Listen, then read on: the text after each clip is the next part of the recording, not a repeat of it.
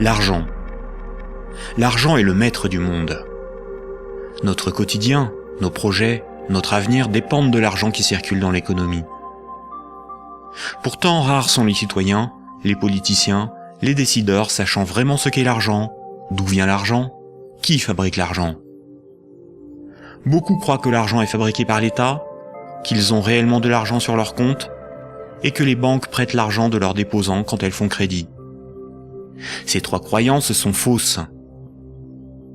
La confusion règne au profit d'une finance mondialisée qui, de crise en crise, renforce son pouvoir de domination et détruit lentement nos démocraties, alors même qu'une infime proportion de la population mondiale n'a jamais accumulé autant de richesses.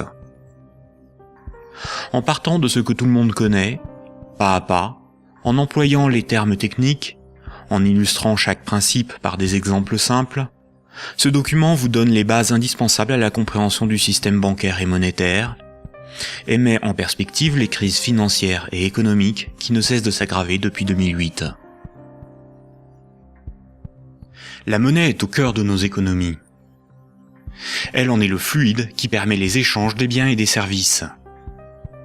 Les biens, ce sont les objets physiques qui ont un prix, comme de la nourriture, des outils, de l'immobilier, des objets de la vie courante, des véhicules, de l'électronique. Un service, c'est du temps que l'on consacre à réaliser quelque chose contre une rémunération. Les architectes, les médecins, les garagistes, les peintres, les avocats, les comptables vendent de leur temps, sous la forme de services. Les biens et les services sont achetés avec de la monnaie. Savoir qui crée la monnaie est donc indispensable pour comprendre comment le monde fonctionne. La monnaie prend plusieurs formes, qu'il faut bien distinguer. Sans la connaissance des diverses formes de monnaie et les mécanismes qu'elles impliquent, il est impossible de comprendre le système monétaire et bancaire, et plus globalement l'économie. Il y a la monnaie sous la forme de billets et de pièces de monnaie. On l'appelle la monnaie centrale corporelle.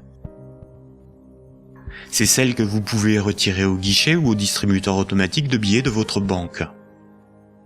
On peut la toucher, on peut partir avec, on peut physiquement la détruire. On l'appelle aussi monnaie manuelle, liquide ou espèce. Elle est fabriquée par la Banque centrale.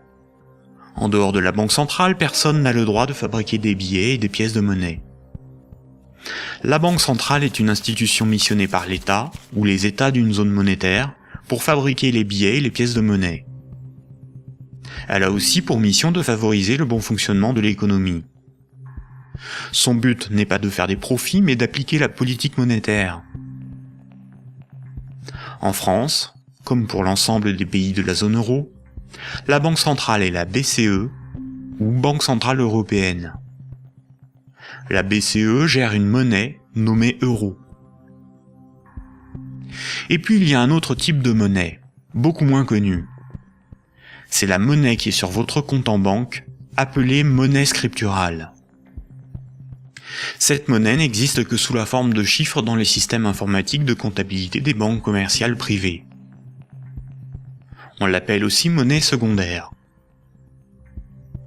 Les banques commerciales privées, appelées aussi banques de second rang ou banques secondaires, sont les banques des particuliers et des entreprises, comme la BNP, le Crédit Agricole ou la Société Générale.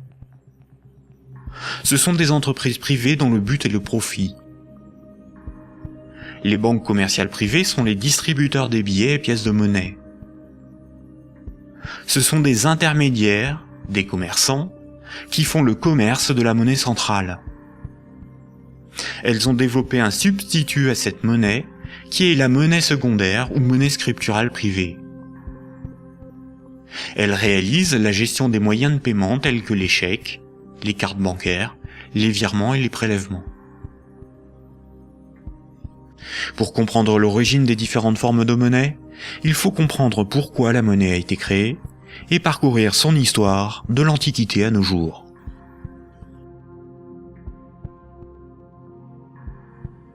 L'histoire de la monnaie s'étale sur des milliers d'années. La plupart des gens pensent que la monnaie remplace le troc. Le troc est le fait d'échanger un bien contre un autre. Par exemple, lorsque Paul et Jacques se rencontrent, Paul voudrait échanger 5 salades contre 10 kilos de pommes de terre. Sauf que si Jacques n'accepte pas de salade en échange de ses pommes de terre, il accepterait quelque chose d'autre, une denrée dont tout le monde a besoin. La monnaie serait apparue spontanément par la sélection de marchandises parmi les plus pratiques et les plus recherchées pour ces échanges immédiats. Dans un premier temps, le riz, l'avoine ou les animaux auraient été utilisés comme monnaie jusqu'à l'apparition de monnaies métalliques, d'or ou d'argent, forme ultime de monnaie. Le crédit ne serait apparu que plus tard, quand de la monnaie fut accumulée pour être prêtée à ceux qui en avaient besoin. Malheureusement, cette hypothèse n'a strictement aucune réalité historique. Les historiens ne cessent de le répéter. Ce n'est pas le troc qui apparut en premier, mais le crédit, c'est-à-dire la comptabilité des dettes, bien avant l'apparition de la monnaie.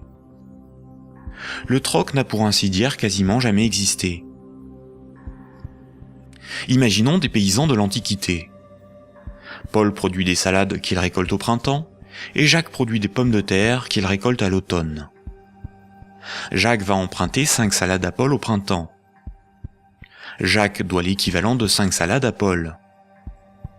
Ce n'est qu'à l'automne, 6 mois plus tard, que Jacques va le rembourser en lui donnant 10 kilos de pommes de terre. C'est la confiance qui permet ces échanges différés. On peut dire que Paul et Jacques se font confiance. Ils partagent un même principe moral qui est qu'une dette doit être honorée. Cela leur permet de se faire crédit. Quand Jacques demande des salades à Paul, il se sent redevable envers Paul. Jacques ne sera libre que quand il aura remboursé Paul des jours, des mois, des années plus tard, car il a une dette envers lui. Les hommes pouvaient se prêter des outils, des animaux, s'échanger des biens, mais aussi des services. Au-delà d'un certain volume d'échanges, la parole donnée ne suffit plus à garantir la confiance, il faut consigner par écrit. On invente l'écriture.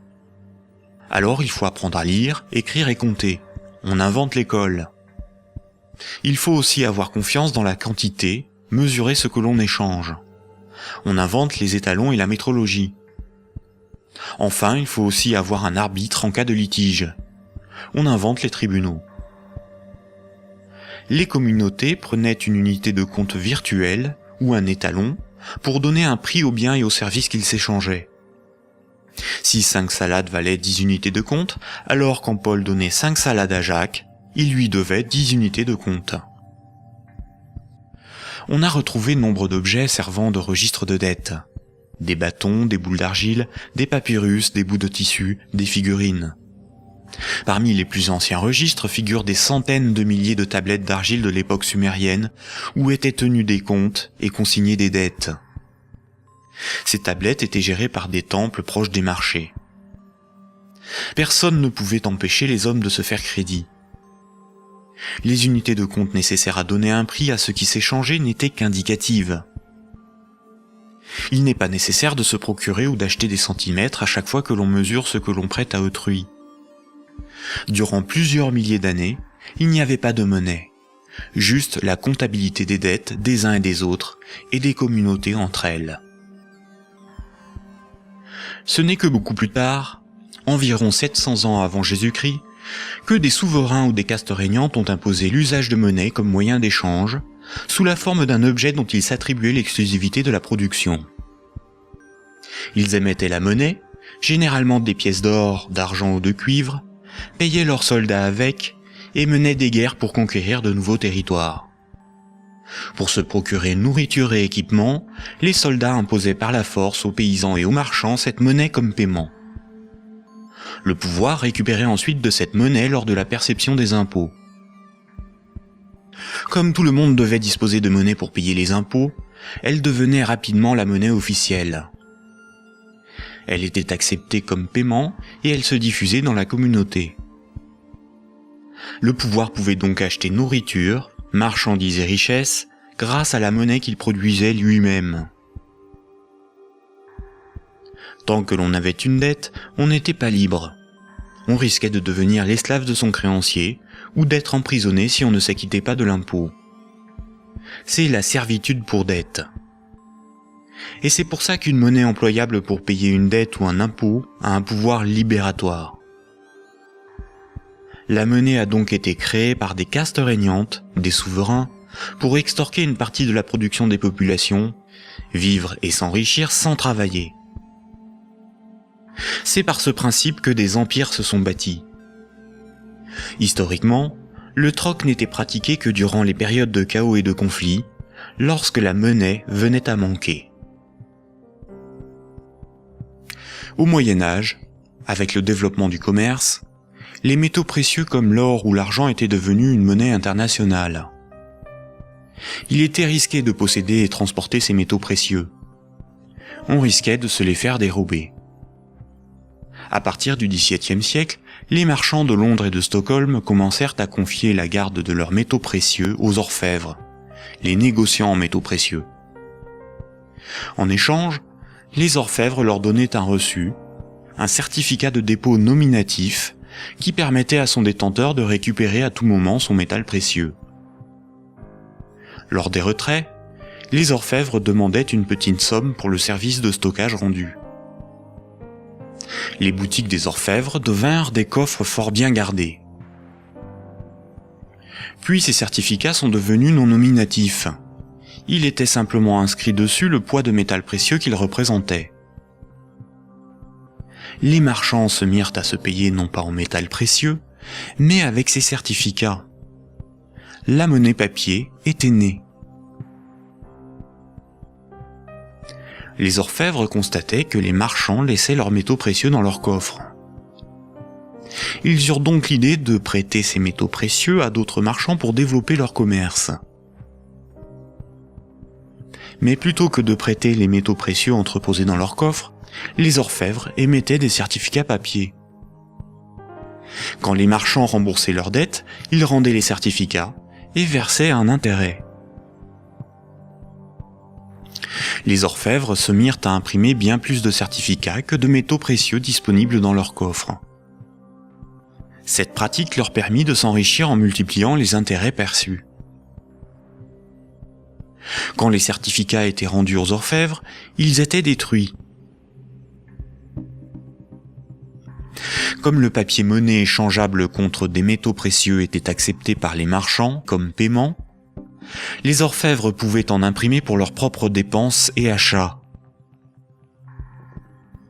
Tant que les emprunteurs et déposants ne venaient pas tous au même moment demander l'échange de leurs certificats contre l'équivalent en métal précieux, leur petit tour de magie pour s'enrichir restait secret. Aujourd'hui, les métaux précieux sont remplacés par la monnaie centrale. Avec l'avènement de la République et de la démocratie, c'est l'appareil législatif qui rédige la loi au nom du peuple, et l'État, la nation, fait fabriquer sa propre monnaie par la Banque centrale. La loi dit que tout citoyen est obligé d'accepter non pas des métaux précieux, mais de la monnaie de l'État comme règlement d'une dette. C'est ce qui donne son cours légal à la monnaie de l'État. Cette monnaie est dite fiduciaire, du latin fiducia, qui veut dire confiance. Sa valeur est liée à l'assurance qu'on peut échanger des biens et services avec cette monnaie. Rappelez-vous, quand un marchand déposait des métaux précieux chez l'orfèvre, il lui donnait l'équivalent en certificat de dépôt. Plus tard, le marchand pouvait retourner chez l'orfèvre et récupérer ses métaux précieux contre ses certificats. Aujourd'hui, quand le client d'une banque dépose des billets sur son compte, la banque le crédite.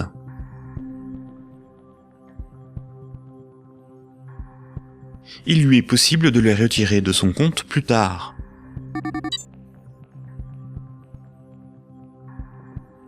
La monnaie secondaire, ou monnaie scripturale privée, est l'équivalent des certificats de dépôt des orfèvres. Tout comme le certificat de l'orfèvre est une reconnaissance de dette de l'orfèvre envers le marchand, un compte bancaire est une dette en monnaie centrale de la banque envers son client.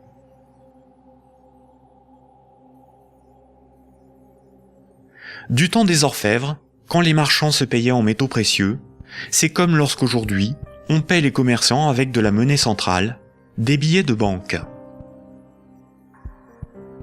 Ensuite, quand les marchands se payaient avec des certificats de dépôt de l'orfèvre, c'est comme lorsqu'aujourd'hui, on paie un commerçant par un transfert de monnaie scripturale de notre compte bancaire à celui du commerçant.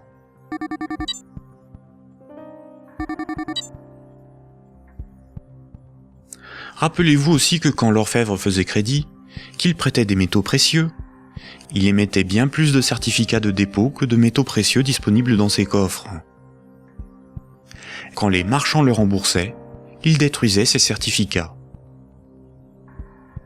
C'est la même chose aujourd'hui avec la monnaie scripturale privée. Quand une banque accorde un crédit, elle crée de la monnaie scripturale sur un compte à partir de rien. Et elle en crée bien plus qu'elle ne dispose de monnaie centrale dans ses coffres. Et quand son client rembourse son crédit, elle détruit la monnaie scripturale. C'est ce qu'on appelle la création monétaire et la destruction monétaire.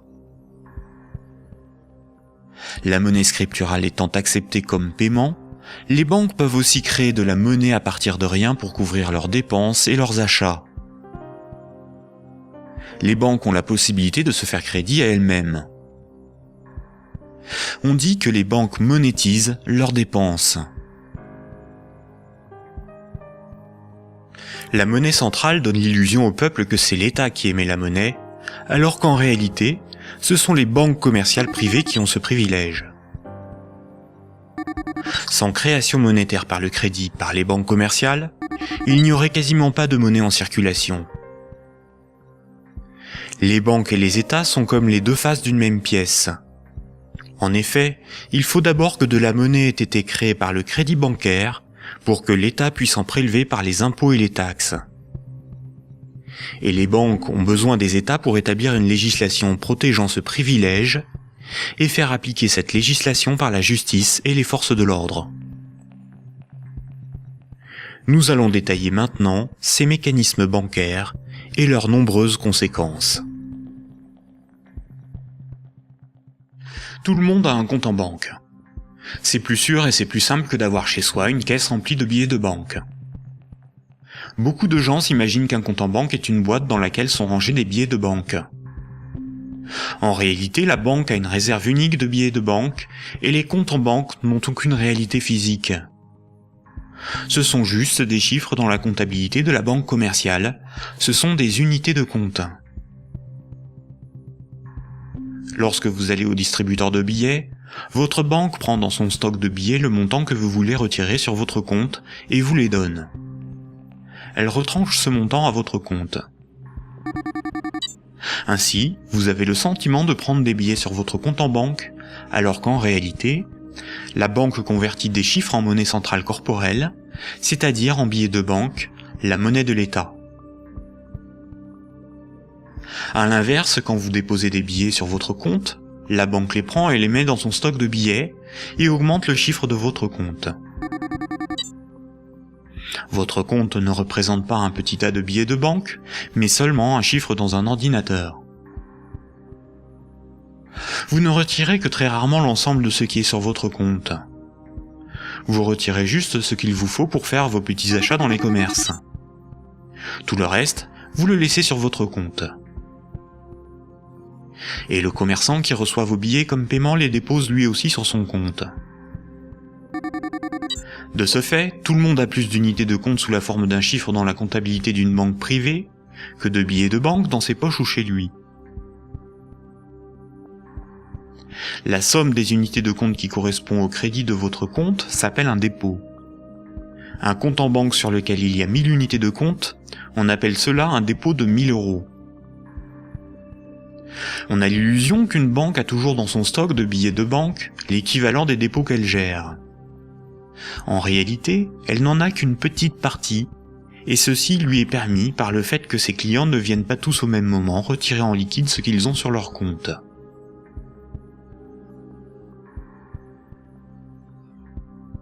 En Europe, la monnaie centrale est la monnaie qui a cours légal. C'est la monnaie officielle des États de la zone euro, dont l'État français. C'est la monnaie exigée par l'État pour le paiement des impôts et des taxes. La loi oblige les citoyens à accepter les billets de banque comme moyen de paiement, et elle sanctionne sévèrement ceux qui fabriquent de faux billets. En revanche, la monnaie inscrite au crédit d'un compte bancaire n'est qu'une reconnaissance de dette de la banque envers le détenteur du compte. Rien de plus. La loi impose aux banques commerciales privées de convertir ces unités de compte en billets de banque à votre demande. C'est pour cette raison que les banques commerciales appellent ces chiffres des euros. Les chiffres inscrits sur votre relevé de compte sont appelés euros, alors qu'en réalité, ce ne sont pas des euros. Ces unités de compte sont converties en euros au moment où vous les retirez de votre compte. Votre banque vous doit bien des euros, et c'est pour cette raison qu'il est marqué euros sur votre relevé de compte. Ces unités de compte sont tolérées par la loi comme moyen de paiement. Quand vous payez au moyen d'un chèque bancaire, d'une carte bleue ou d'un virement, vous réalisez un simple transfert d'un chiffre de votre compte à un autre. Tout ce qui sert de moyen de paiement est une monnaie. C'est pour cette raison que ces unités de compte sont appelées monnaie scripturale, monnaie secondaire ou monnaie scripturale privée. On peut dire que chaque banque a sa propre monnaie, car chaque banque a sa propre comptabilité, gère ses propres chiffres, ses propres unités de compte. Toutes les monnaies privées sont convertibles en monnaie centrale corporelle. Elles ont toutes la même valeur. Mais la monnaie scripturale d'une banque commerciale privée n'est garantie que par la banque elle-même. Une banque commerciale étant une entreprise comme une autre, elle peut faire faillite. Si elle fait faillite, elle ne peut plus garantir sa monnaie privée, et par conséquent les montants des comptes bancaires de ses clients. Les unités de compte sur les comptes bancaires peuvent tout simplement disparaître. Imaginons que vous ayez 10 000 euros en billets de banque, c'est-à-dire en monnaie centrale corporelle, en monnaie de l'État. Vous avez confiance dans sa valeur, car vous avez confiance en l'État. Vous prenez ces 10 000 euros et vous les déposez sur un compte au Crédit Agricole. En réalité, vous donnez cet argent à la banque qui les met dans son petit stock de billets et crédite votre compte. Le chiffre sur votre compte n'est qu'une reconnaissance de dette de 10 000 euros.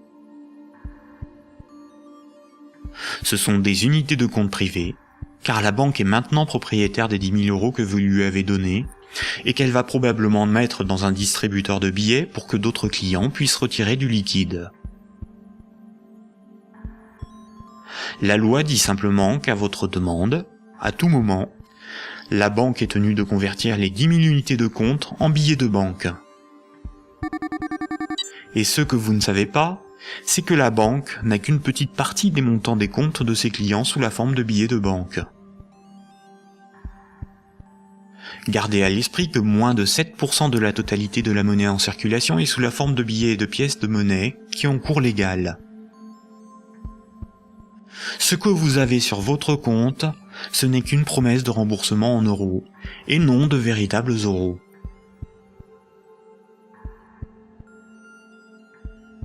De nos jours, tout le monde paie des sommes de petite et grande taille sans jamais employer de billets de banque. La carte bancaire, la carte de crédit, les chèques bancaires, les prélèvements automatiques et les virements forment l'essentiel des procédés de paiement. Quand un client d'une banque veut transférer de l'argent à un autre client de la même banque pour le payer, que ce soit des entreprises ou des particuliers, la banque ne réalise qu'une manipulation de chiffres. Elle retranche au compte du client la somme à verser et l'ajoute au compte du destinataire. Aucun billet de banque n'est intervenu dans la transaction, et pourtant, les deux clients, en interrogeant leur banque, constatent bien qu'un transfert a été effectué. En revanche, quand un transfert doit être effectué entre les comptes bancaires de deux banques commerciales distinctes et concurrentes, la monnaie centrale intervient. Toutes les banques commerciales privées ont un compte à la banque centrale. Aucun particulier ni aucune entreprise ne peut avoir un compte à la banque centrale. Seules les banques commerciales et le trésor public, c'est-à-dire l'État, ont un compte à la banque centrale. La banque centrale réalise la comptabilité là aussi avec des chiffres dans des ordinateurs, et non pas des tas de billets de banque. Et cela pour des raisons purement pratiques. On appelle cette monnaie la monnaie centrale scripturale. Ces comptes sont en monnaie banque centrale ou monnaie centrale. Quand une banque commerciale a trop de billets, elle peut les déposer sur son compte à la banque centrale. Quand elle en a besoin pour alimenter ses distributeurs automatiques, elle demande à la banque centrale de lui convertir des euros scripturales en billets de banque. Généralement, on ne fait pas la distinction entre monnaie centrale scripturale et monnaie centrale corporelle, c'est-à-dire les billets de banque. On appelle la somme de la monnaie centrale, scripturale et corporelle, la base monétaire. Entre elles, les banques commerciales se paient en monnaie centrale. Les banques n'acceptent pour paiement des autres banques que de la monnaie centrale. Quand un client veut transférer de la monnaie scripturale de son compte vers celui d'un client d'une autre banque, la monnaie scripturale est convertie en monnaie centrale, puis transférée à l'autre banque, qui va encaisser cette monnaie centrale et créditer le compte du destinataire. Ainsi, les banques se paient entre elles en monnaie centrale, car la monnaie scripturale privée d'une banque n'a pas de valeur pour les autres banques. La comptabilité du Crédit Agricole n'a rien à voir avec la comptabilité de la Société Générale. Ce sont deux entreprises distinctes et concurrentes. Ce qui existe entre les banques et pour les banques, c'est uniquement la monnaie banque centrale. C'est celle qui a cours légal, c'est la monnaie de l'État. Quand un client d'une banque a 1000 € sur son compte, la banque n'est pas riche de 1000 €. Elle doit simplement 1000 € en monnaie centrale à ce client. C'est un chiffre dans sa comptabilité. Ce qui fait la richesse de la banque, c'est ce qu'elle possède, comme des immeubles, des bureaux, des actions, des titres financiers, et la monnaie centrale qu'elle a sous la forme de billets de banque ou de monnaie centrale sur son compte à la banque centrale. En revanche, à tout moment, la banque peut devoir s'appauvrir de 1000 € si ce client les transfère sur un compte d'une autre banque, car cette autre banque veut être payée en monnaie centrale.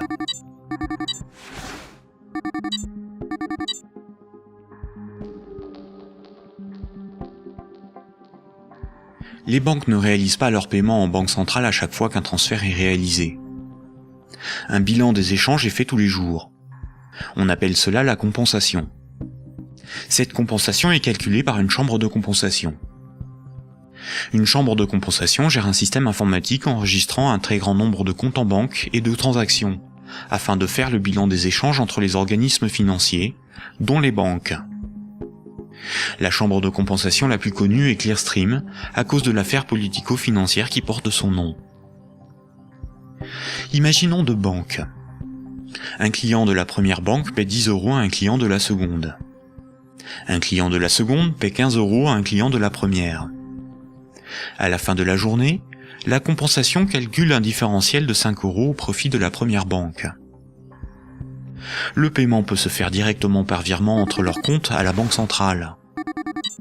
Quand une banque voit son compte débité à cause d'une compensation ou par un retrait au guichet par un client, on appelle cela une fuite. Elle s'appauvrit, car sa monnaie centrale fait partie de ses richesses. Imaginons une banque qui a 4 déposants qui ont chacun 25 000 unités de compte. On peut dire que la banque doit 100 000 € à ses clients. Imaginons que cette banque a 10 000 € sur son compte à la banque centrale. La banque est incapable de couvrir la fuite du montant total des comptes de ses clients. Elle est potentiellement en faillite, car 90 000 unités de compte de ses clients ne sont pas couverts par de la monnaie centrale. Seuls 10 000 € en billets peuvent être versés à l'ensemble de ses clients. C'est le principe de la couverture partielle des dépôts, appelé système à réserve fractionnaire. Si la totalité de ses clients viennent tous au même moment pour retirer leur argent, la banque fait immédiatement faillite. Quand tous les clients d'une banque viennent retirer tout leur argent, c'est ce que l'on appelle un bank run. Face à cette situation, les autorités ont mis en place un fonds en monnaie centrale en cas de faillite bancaire, le fonds de garantie des dépôts bancaires. En France, ce fonds se porte officiellement garant de 100 000 € maximum par compte bancaire. Malheureusement, La plupart des grandes banques gèrent des dépôts bien supérieurs à ce qu'il y a dans ce fonds. Le fonds est d'environ 2 milliards d'euros, alors que les banques françaises gèrent près de 1000 fois plus de dépôts en monnaie scripturale. Par conséquent, la faillite de quelques grandes banques du monde provoquerait la disparition d'une partie des dépôts bancaires de leurs clients. Le trésor public, c'est la caisse de l'État. Le trésor public a un compte à la Banque centrale. Le trésor public encaisse toutes les taxes et impôts qui forment les recettes de l'État. Le trésor public paie toutes les dépenses de l'État. Il paie les fonctionnaires, les investissements de l'État, ses infrastructures, ses frais de fonctionnement, ses fournisseurs. Quand vous payez vos impôts ou des taxes, vous les payez directement au trésor public. Si un client d'une banque veut payer 1000 € au trésor public, la banque convertit la monnaie scripturale privée en monnaie banque centrale et transfère cette monnaie centrale sur le compte du trésor public. Le trésor public n'accepte pour paiement que la monnaie centrale. Quand le trésor public paie un de ses fournisseurs, il verse de la monnaie centrale à la banque commerciale privée qui en détient le compte, et celle-ci crédite le compte de l'entreprise bénéficiaire.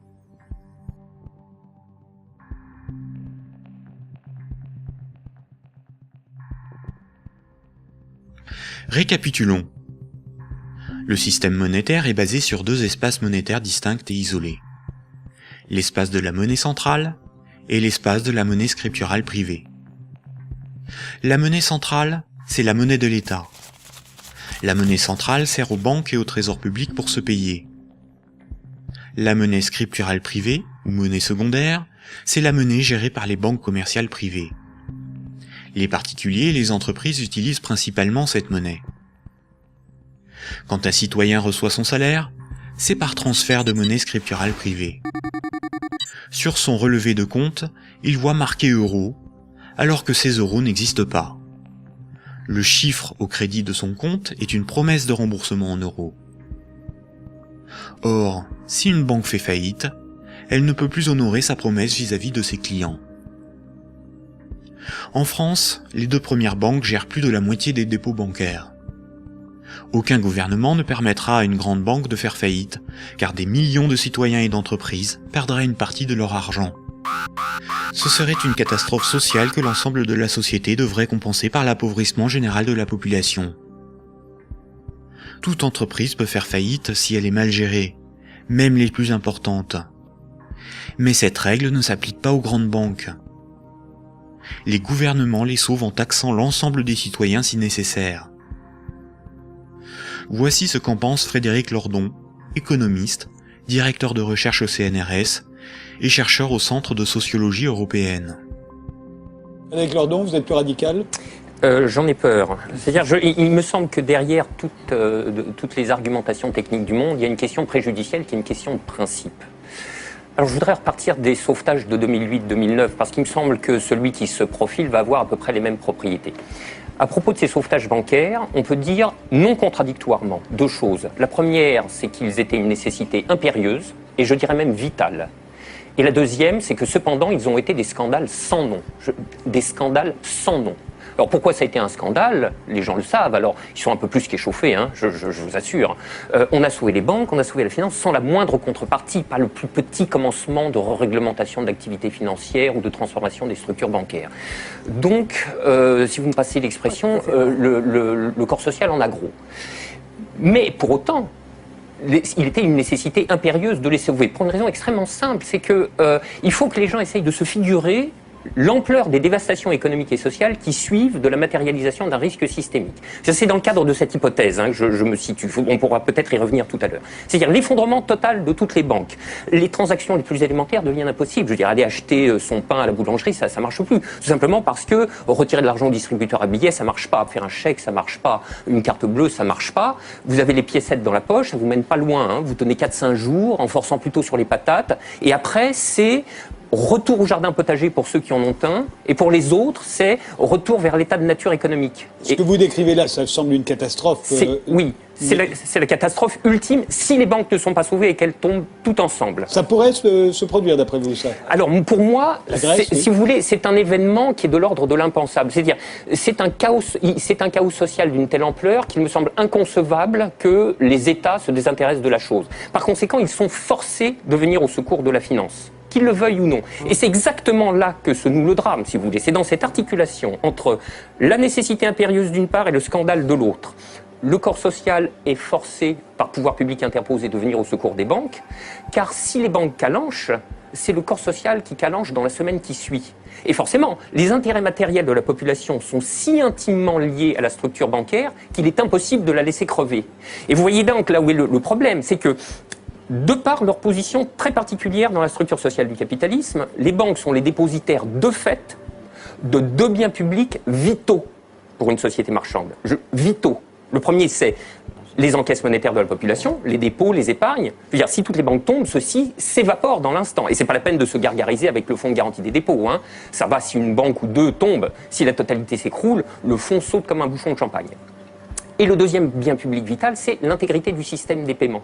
Et c'est parce que les banques ont capté ces biens publics qu'elles peuvent contraindre l'État, les corps sociaux à leur venir en aide. C'est quoi l'intégrité du système des paiements, C'est le fait que les banques sont les teneurs de compte, qu'elles les mouvementent, qu'elles les débitent, qu'elles les créditent, donc elles sont les opératrices. Absolument. C'est pas qu'elles les garantissent, c'est qu'elles opèrent très concrètement et très basiquement les transactions élémentaires. La gestion des moyens de paiement. Et exactement. Bon, alors, si vous voulez, là, il y a une situation de fait que les économistes appellent dans leur langage pluriel et amoral, mais dont le vrai nom est prise d'otage. Et celle-là, elle est colossale. Si vous voulez, chaque fois qu'il y a un mouvement social dans les transports ou le ramassage des ordures, on vous bassine avec la prise d'otage des syndicats. Mais ça, c'est une prise d'otage, mais cosmique. C'est énorme. Personne n'en parle jamais. Donc, la question de principe est la suivante.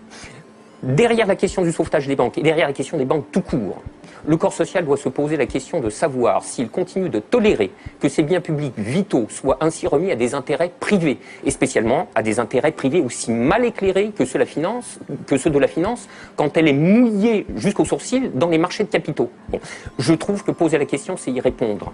Et si on ne répond pas non, cette obligation de venir à la rescousse des banques se reposera éternellement. D'où ma conclusion. Il faut envisager la déprivatisation intégrale du secteur bancaire. La nationalisation. Alors, la nationalisation...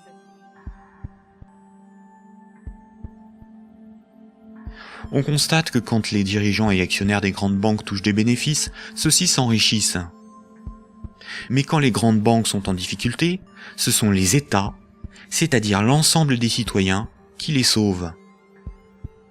Cela résume l'adage désormais bien connu: les banques privatisent leurs gains et socialisent leurs pertes.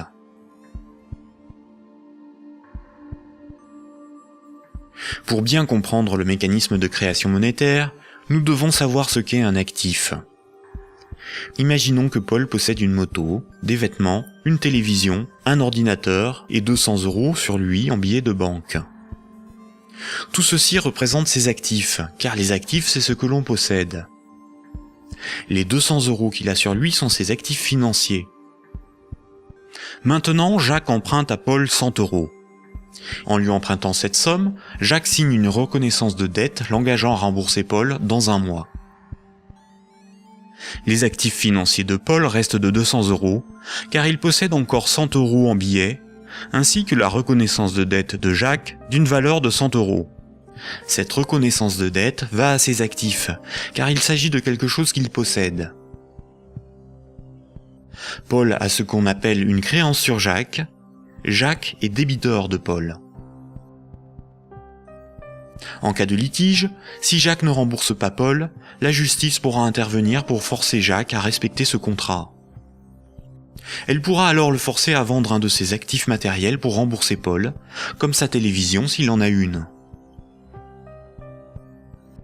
Généralement, la comptabilité d'une entreprise ou d'une banque est synthétisée sous la forme d'un bilan.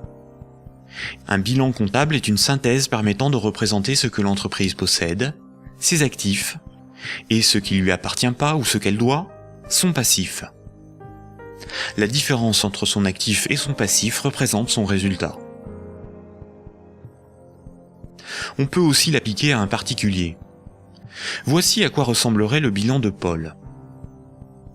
Dans les actifs de Paul figurent ses actifs financiers, constitués de ses billets de banque et de la dette de Jacques, ainsi que ses actifs matériels, constitués de sa télévision, son ordinateur, sa moto, dont la valeur de revente à date est estimée de 1 000 €.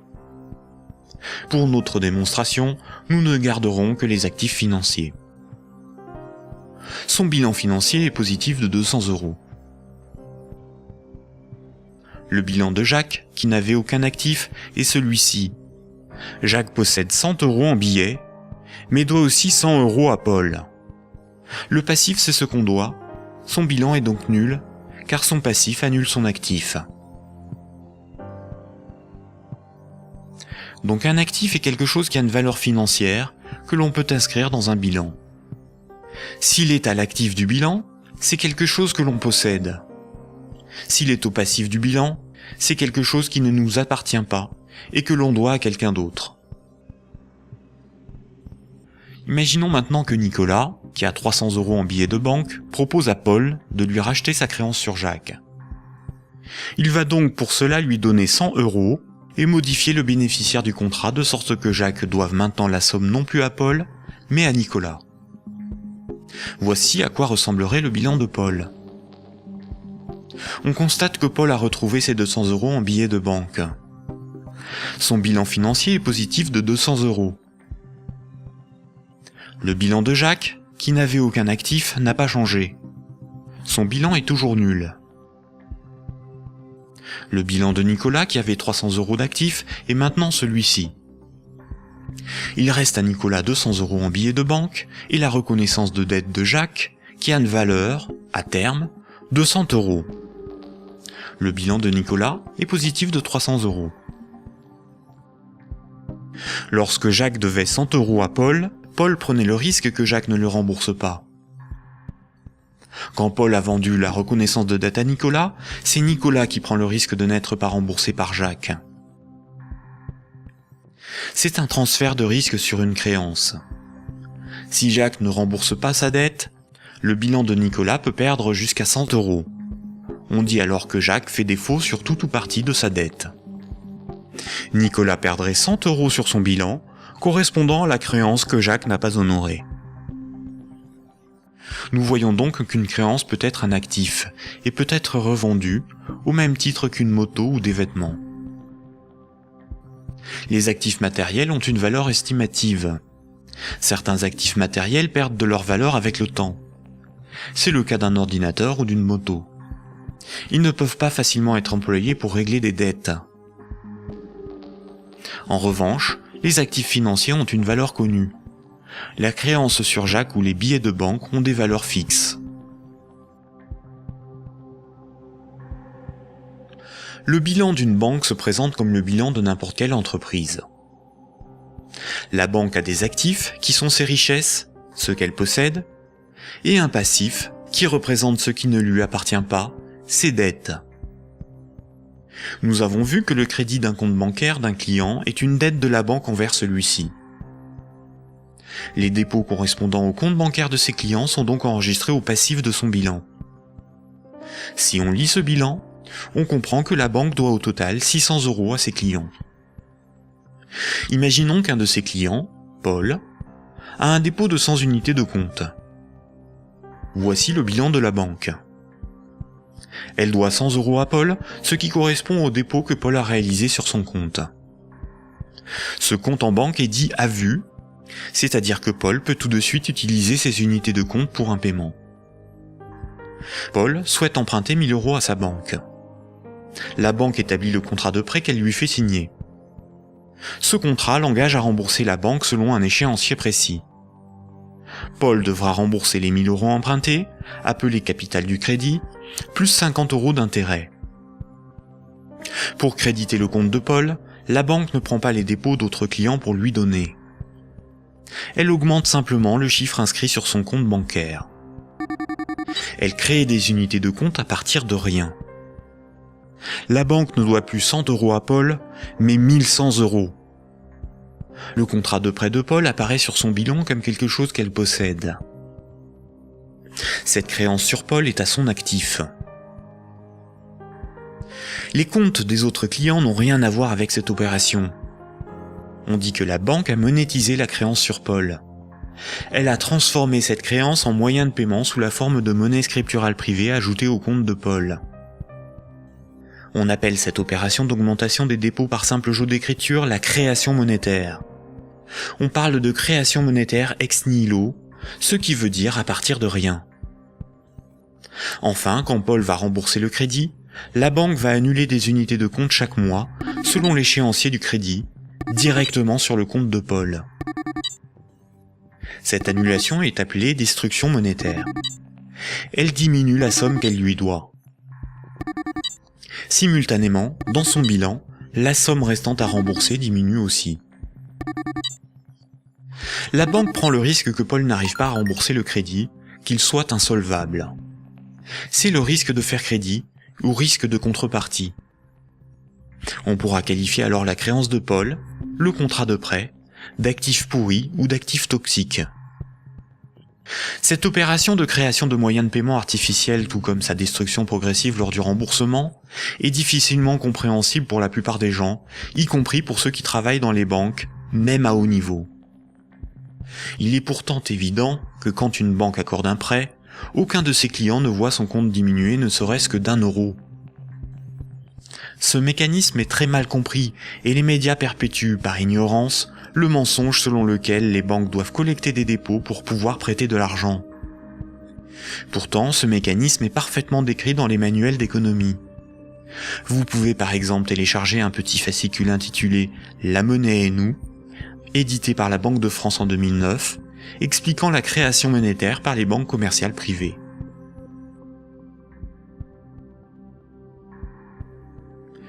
La création et la destruction monétaire peuvent être résumées par une simple phrase. Ce sont les crédits qui font les dépôts, et non les dépôts qui font les crédits. Cette phrase permet de se rappeler que la totalité de la monnaie en circulation sur nos comptes en banque ou dans nos poches est créée par le crédit bancaire. Quand une banque accorde un crédit à un de ses clients, elle crée de la monnaie scripturale privée en augmentant le solde du compte de celui-ci. Elle ne crée pas des euros, mais des unités de compte convertibles en euros.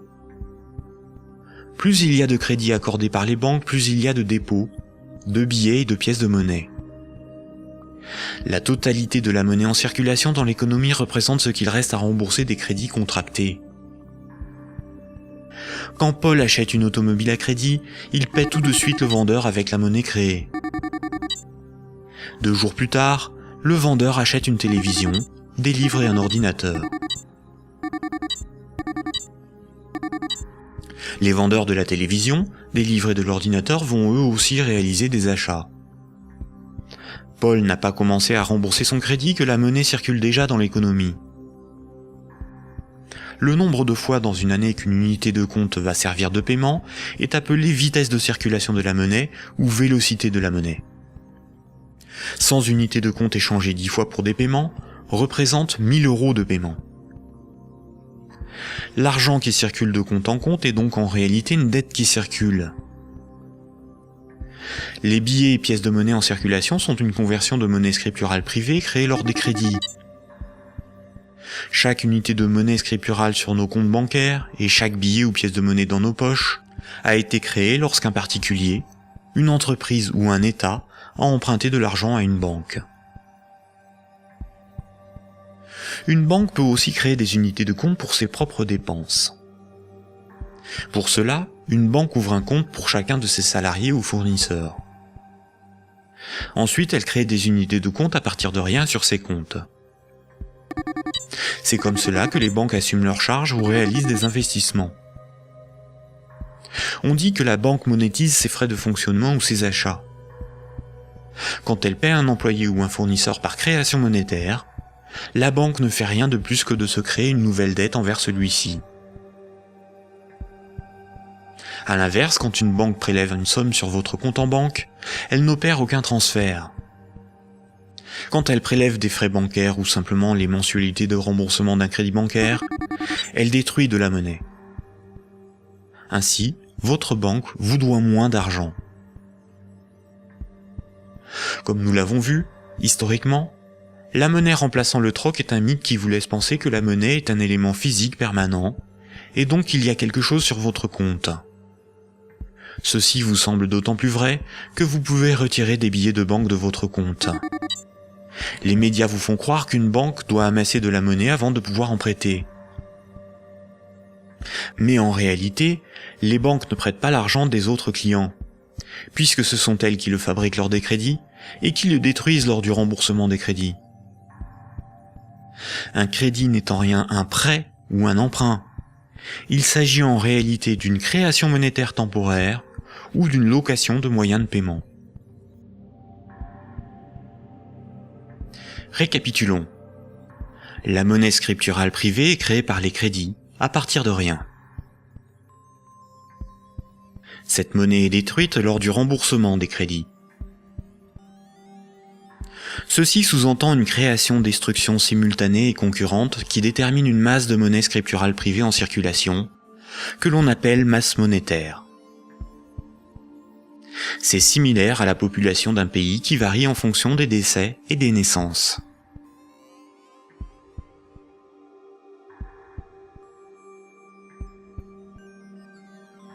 Trois citoyens et un banquier échouent sur une île déserte au beau milieu de l'océan.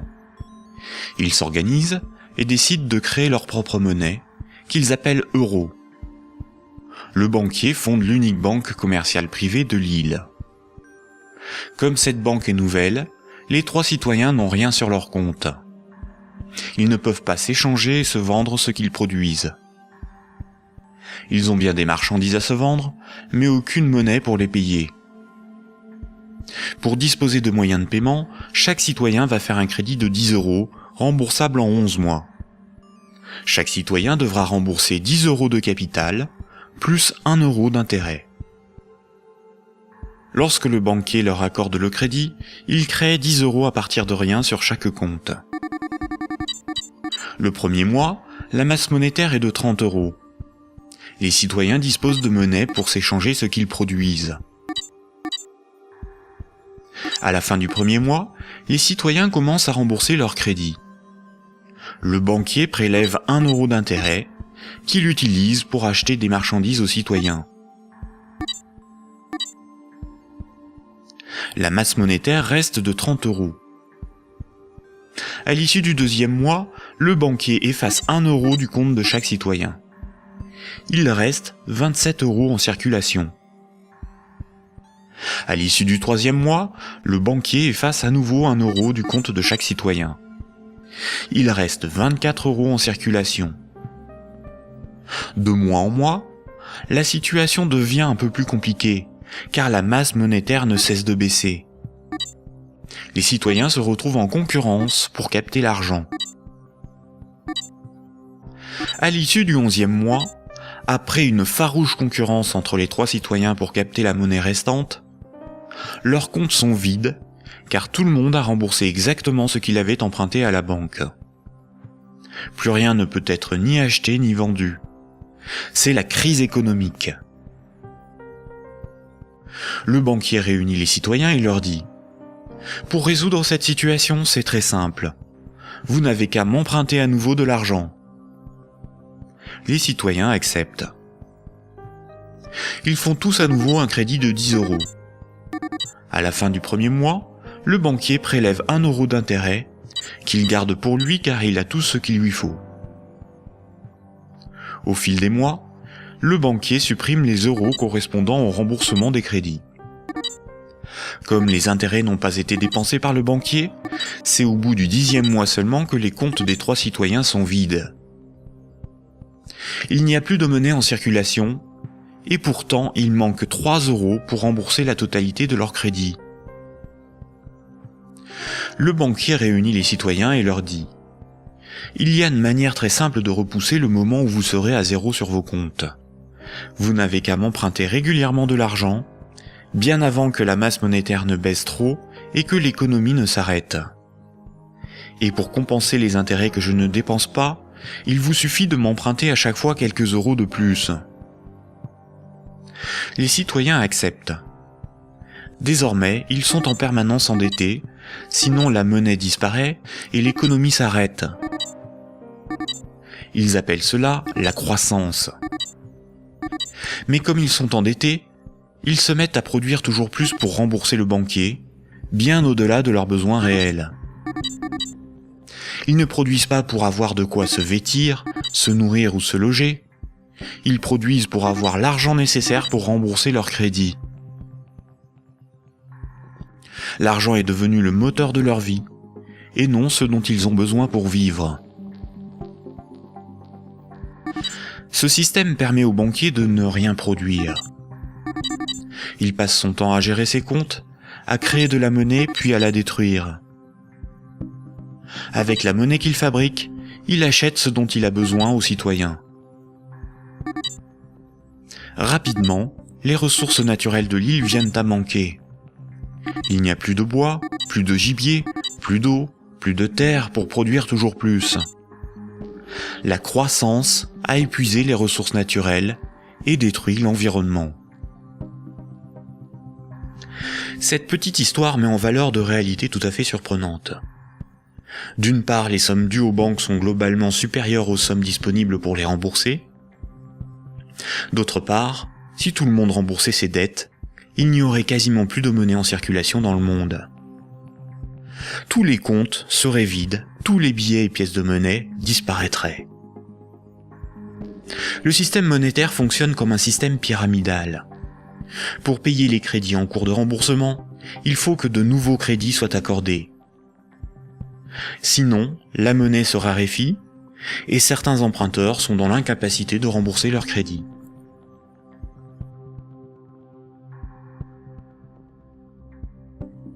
Pour les citoyens et les entreprises, la monnaie s'achète comme toute autre marchandise. Les banques louent la monnaie qu'elles fabriquent, et le prix de cette location est de la monnaie supplémentaire qu'elles sont les seules à fabriquer.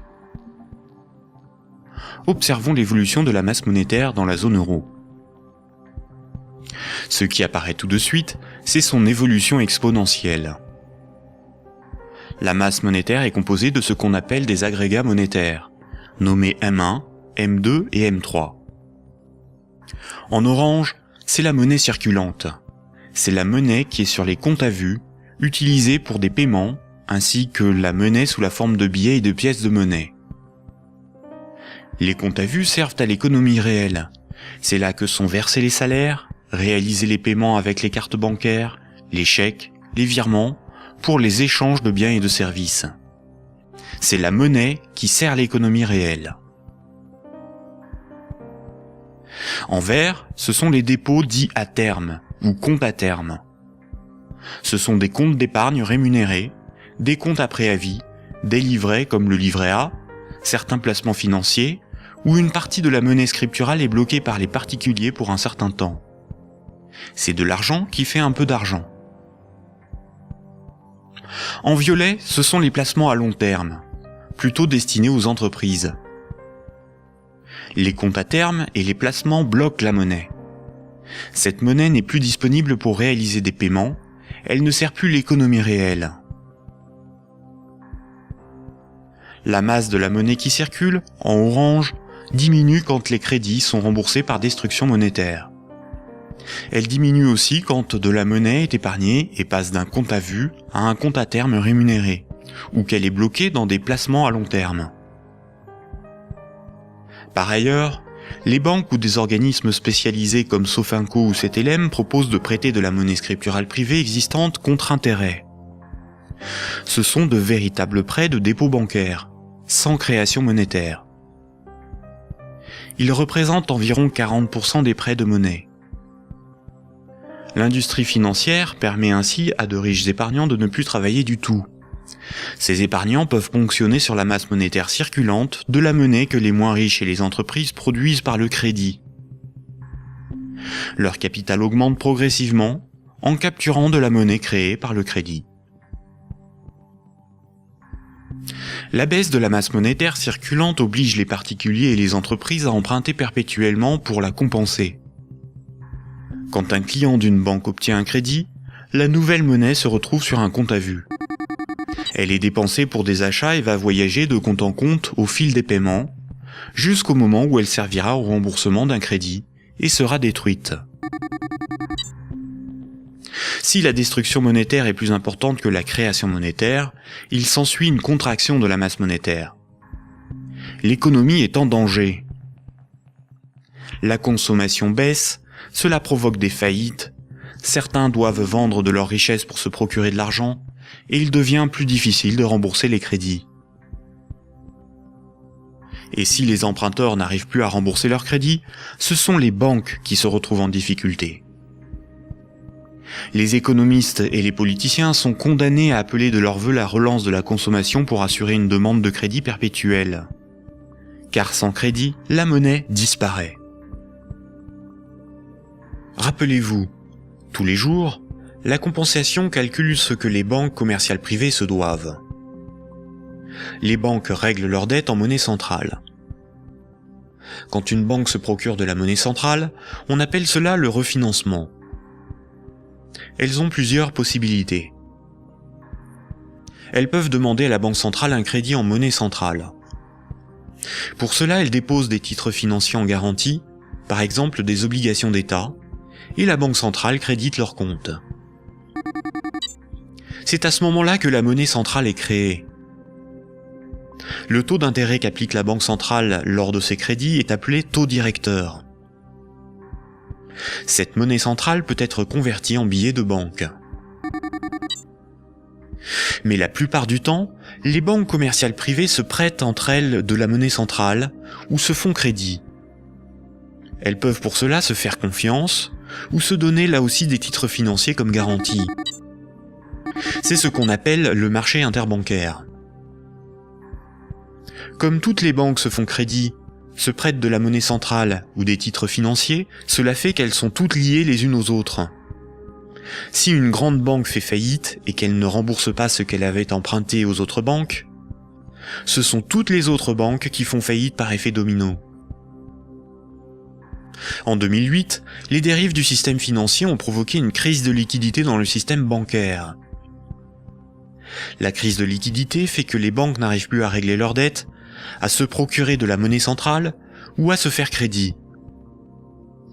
Les banques ont alors cessé d'accorder des crédits.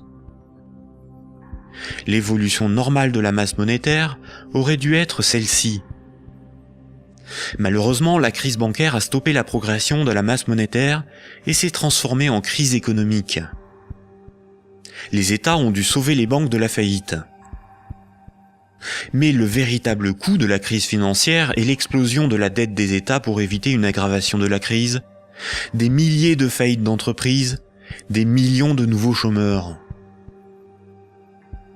À l'avenir, une partie des dépôts bancaires pourrait être supprimée pour sauver les banques. Ainsi, les banques doivent moins d'argent à leurs clients, ce qui équilibre leur bilan. C'est ce qui s'est passé à Chypre en 2013. À partir de 2009, certaines banques centrales ont créé et donné des milliards en monnaie centrale aux banques commerciales pour faciliter le règlement de leurs dettes et ainsi leur éviter la faillite et relancer le crédit. C'est ce qu'on appelle des politiques d'assouplissement quantitatif ou quantitative easing. Cette monnaie centrale nouvelle pourrait être représentée sur ce graphique en tant que M0, appelée aussi base monétaire.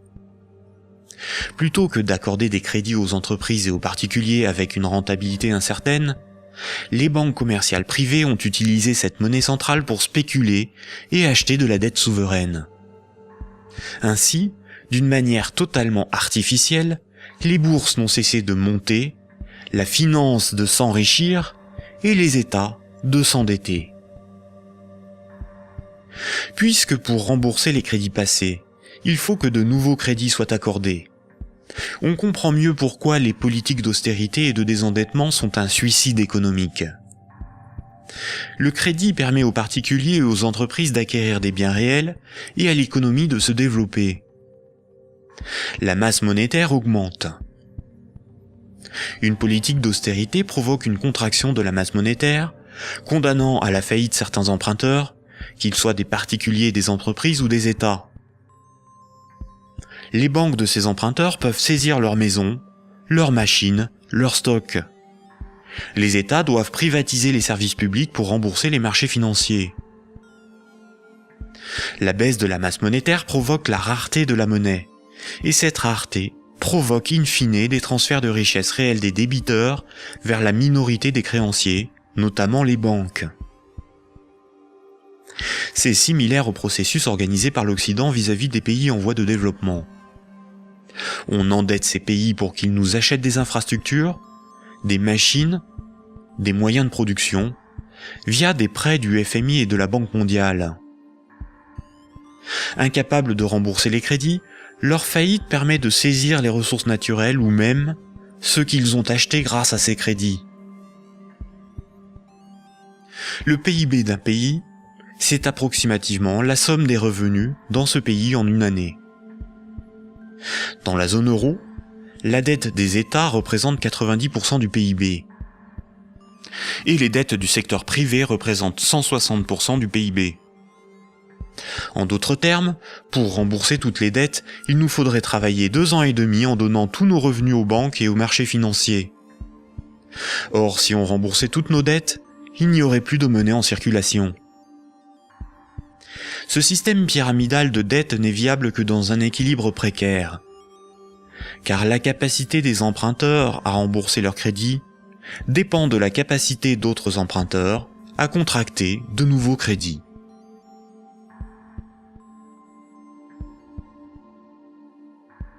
La fructification du capital, ou ce qu'on appelle l'usure, est le fait de toucher des intérêts sur de l'argent que l'on a et que l'on prête. Imaginons un pays où 10 citoyens ont tous 10 euros. Si l'un d'eux prête ces 10 euros avec 10% d'intérêt, il va lui être remboursé 11 euros. S'il le fait 10 fois, les autres citoyens de ce pays auront perdu chacun 1 euro. S'il le fait 90 fois, il possédera les 9/10 des richesses du pays, sans avoir travaillé. C'est son capital qui travaille, pas lui. C'est déjà une situation moralement difficile à justifier. Si l'usure permet aux riches de concentrer de la monnaie, les banques ont le privilège de la création de cette monnaie. Quand une banque veut acheter un immeuble, elle crée la monnaie nécessaire à l'acheter. Pour pouvoir créer de la monnaie, une banque doit simplement veiller à ce que ses actifs, ce qu'elle possède, lui permettent de payer les autres banques. Si les banques peuvent créer de la monnaie à partir de rien pour leurs achats, les entreprises, les particuliers et les États doivent d'abord en épargner, ou bien demander à une banque de lui en louer par un crédit. Voici ce que Maurice Allais, prix Nobel d'économie en 1988, disait de la création monétaire ex nihilo. Dans son essence, la création de monnaie ex nihilo actuelle par le système bancaire est identique, je n'hésite pas à le dire pour bien faire comprendre ce qui est réellement en cause, à la création de monnaie par les faux monnayeurs, si justement condamnée par la loi. Concrètement, elle aboutit au même résultat. La différence est que ceux qui en profitent sont différents et autorisés à le faire. Les banques sont des entreprises à but lucratif. Elles ont des actionnaires, leur but est l'enrichissement. Par le privilège de la création monétaire, la spéculation et l'usure organisée à l'échelle industrielle, on constate une gigantesque concentration des richesses dans les mains d'un tout petit nombre de personnes. Quand on parle de richesse, il ne faut pas penser à de l'argent, mais à de l'immobilier, des infrastructures, des propriétés, des entreprises, bref, ce qui a réellement de la valeur. Des chercheurs suisses ont extrait d'une base de données de l'OCDE un groupe de 147 entreprises financières qui ont le contrôle des 20 000 plus grandes entreprises du monde. Et un plus petit groupe forme le noyau dur de ces maîtres du monde. Sans surprise, les banques, et plus globalement le monde de la haute finance, notamment anglo-saxonne, contrôlent directement ou indirectement la plupart des grandes entreprises du monde. 1% de la population possède 46% du patrimoine mondial. Ce mouvement de concentration des richesses s'est accentué dans les années 70. Le néolibéralisme consacre la loi du marché comme dogme économique. Il prône la libre circulation des capitaux, des marchandises et des personnes à l'échelle mondiale, et une concurrence libre et non faussée. L'efficience des marchés serait l'avenir de l'homme. Dans cette perspective, les États sont des obstacles à la dérégulation financière. Avant les années 70, l'État français pouvait se financer à taux fixe et avantageux par un dispositif appelé le circuit du trésor. La Banque centrale pouvait faire des avances significatives à l'État. À partir des années 70, ce dispositif a été démantelé. Les États ont été obligés de se financer sur les marchés financiers, avec un taux variable en fonction de l'offre et de la demande. Par ailleurs, l'industrie financière organise la fuite des bénéfices et fortunes dans les paradis fiscaux. Pour le seul État français, le manque à gagner sur les recettes fiscales est estimé entre 50 et 80 milliards d'euros chaque année, soit plus que les recettes de l'impôt sur le revenu. En d'autres termes, l'État est contraint d'emprunter aux marchés financiers, c'est-à-dire aux banques et aux clients des banques, ce qu'elle ne leur prend pas sous la forme d'impôts et de taxes, et de leur payer pour cela un intérêt supplémentaire. Sans les intérêts imposés par les marchés financiers, l'État français n'aurait pas dû payer plus de 1500 milliards d'euros d'intérêts en 30 ans. La totalité de l'impôt sur le revenu est consacrée au seul remboursement des intérêts de la dette. Si les financiers prêtent aux États, c'est parce que les États ont le droit de lever autant d'impôts que nécessaire pour les rembourser, et d'utiliser la justice et les forces de l'ordre pour faire payer les contribuables. La création monétaire est aussi appelée planche à billets, même quand il s'agit de monnaie scripturale privée créée par le crédit. C'est un terme péjoratif faisant référence à l'impression de billets de banque par l'État. Ce terme est parfois employé par certains économistes de manière démagogique, pour induire en erreur quant aux responsabilités de la création monétaire et de l'inflation. L'inflation, c'est la hausse générale des prix. Une même baguette de pain vaut 1,30 € en 2013, alors que 10 ans plus tôt, elle valait 50 centimes. L'inflation est due au rapport entre la création monétaire et la création des richesses réelles. Si on crée plus de monnaie que de biens et services à vendre, les prix vont augmenter. La déflation, c'est l'inverse. C'est la baisse générale des prix. Si on crée des biens et services à vendre, et qu'on ne crée pas de monnaie pour les acheter, la monnaie va manquer et les prix vont baisser. L'hyperinflation est une inflation excessive des prix, supérieure à 12 500% par an. Si une baguette de pain vaut 1 € en 2013, s'il y a de l'hyperinflation, elle vaudra au minimum 12,50 € un an plus tard. Dans les années 70 et 80, l'inflation a atteint 15%, alors même que l'interdiction de permettre à la Banque centrale de faire des avances à l'État devait nous prémunir d'une telle situation. En réalité, interdire à l'État le financement à taux avantageux par sa propre banque centrale était le moyen non pas d'éviter une inflation excessive, mais de transférer une partie des recettes fiscales de l'État aux marchés financiers, c'est-à-dire aux banques et à leurs clients, et d'assurer aux banques commerciales privées le monopole de la création monétaire en supprimant la concurrence de l'État.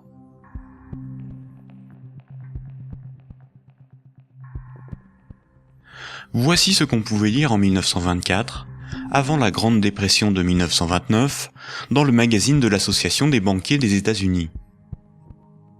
Le capital doit assurer sa propre protection par tous les moyens possibles, grâce à la coalition et à la législation. Les dettes doivent être collectées et les hypothèques exercées le plus rapidement possible. Lorsque les personnes ordinaires perdent leur maison à travers le processus de la loi, elles deviennent plus dociles et peuvent plus facilement être dirigées grâce au bras fort du gouvernement représenté par les principaux acteurs financiers et par une puissance centrale due aux richesses. Ces vérités sont bien connues de nos principaux intervenants, qui s'appliquent désormais à créer un impérialisme permettant de gouverner le monde.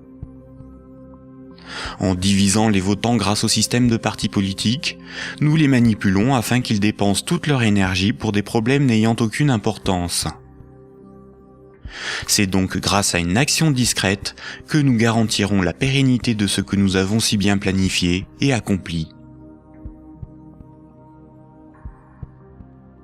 Rappelez-vous, dans l'Antiquité, la monnaie physique a été inventée par des souverains pour lever des armées, conquérir de nouveaux territoires et instaurer une dépendance des peuples à la monnaie par la levée des impôts. Toutes les dettes devaient être réglées avec la monnaie du souverain.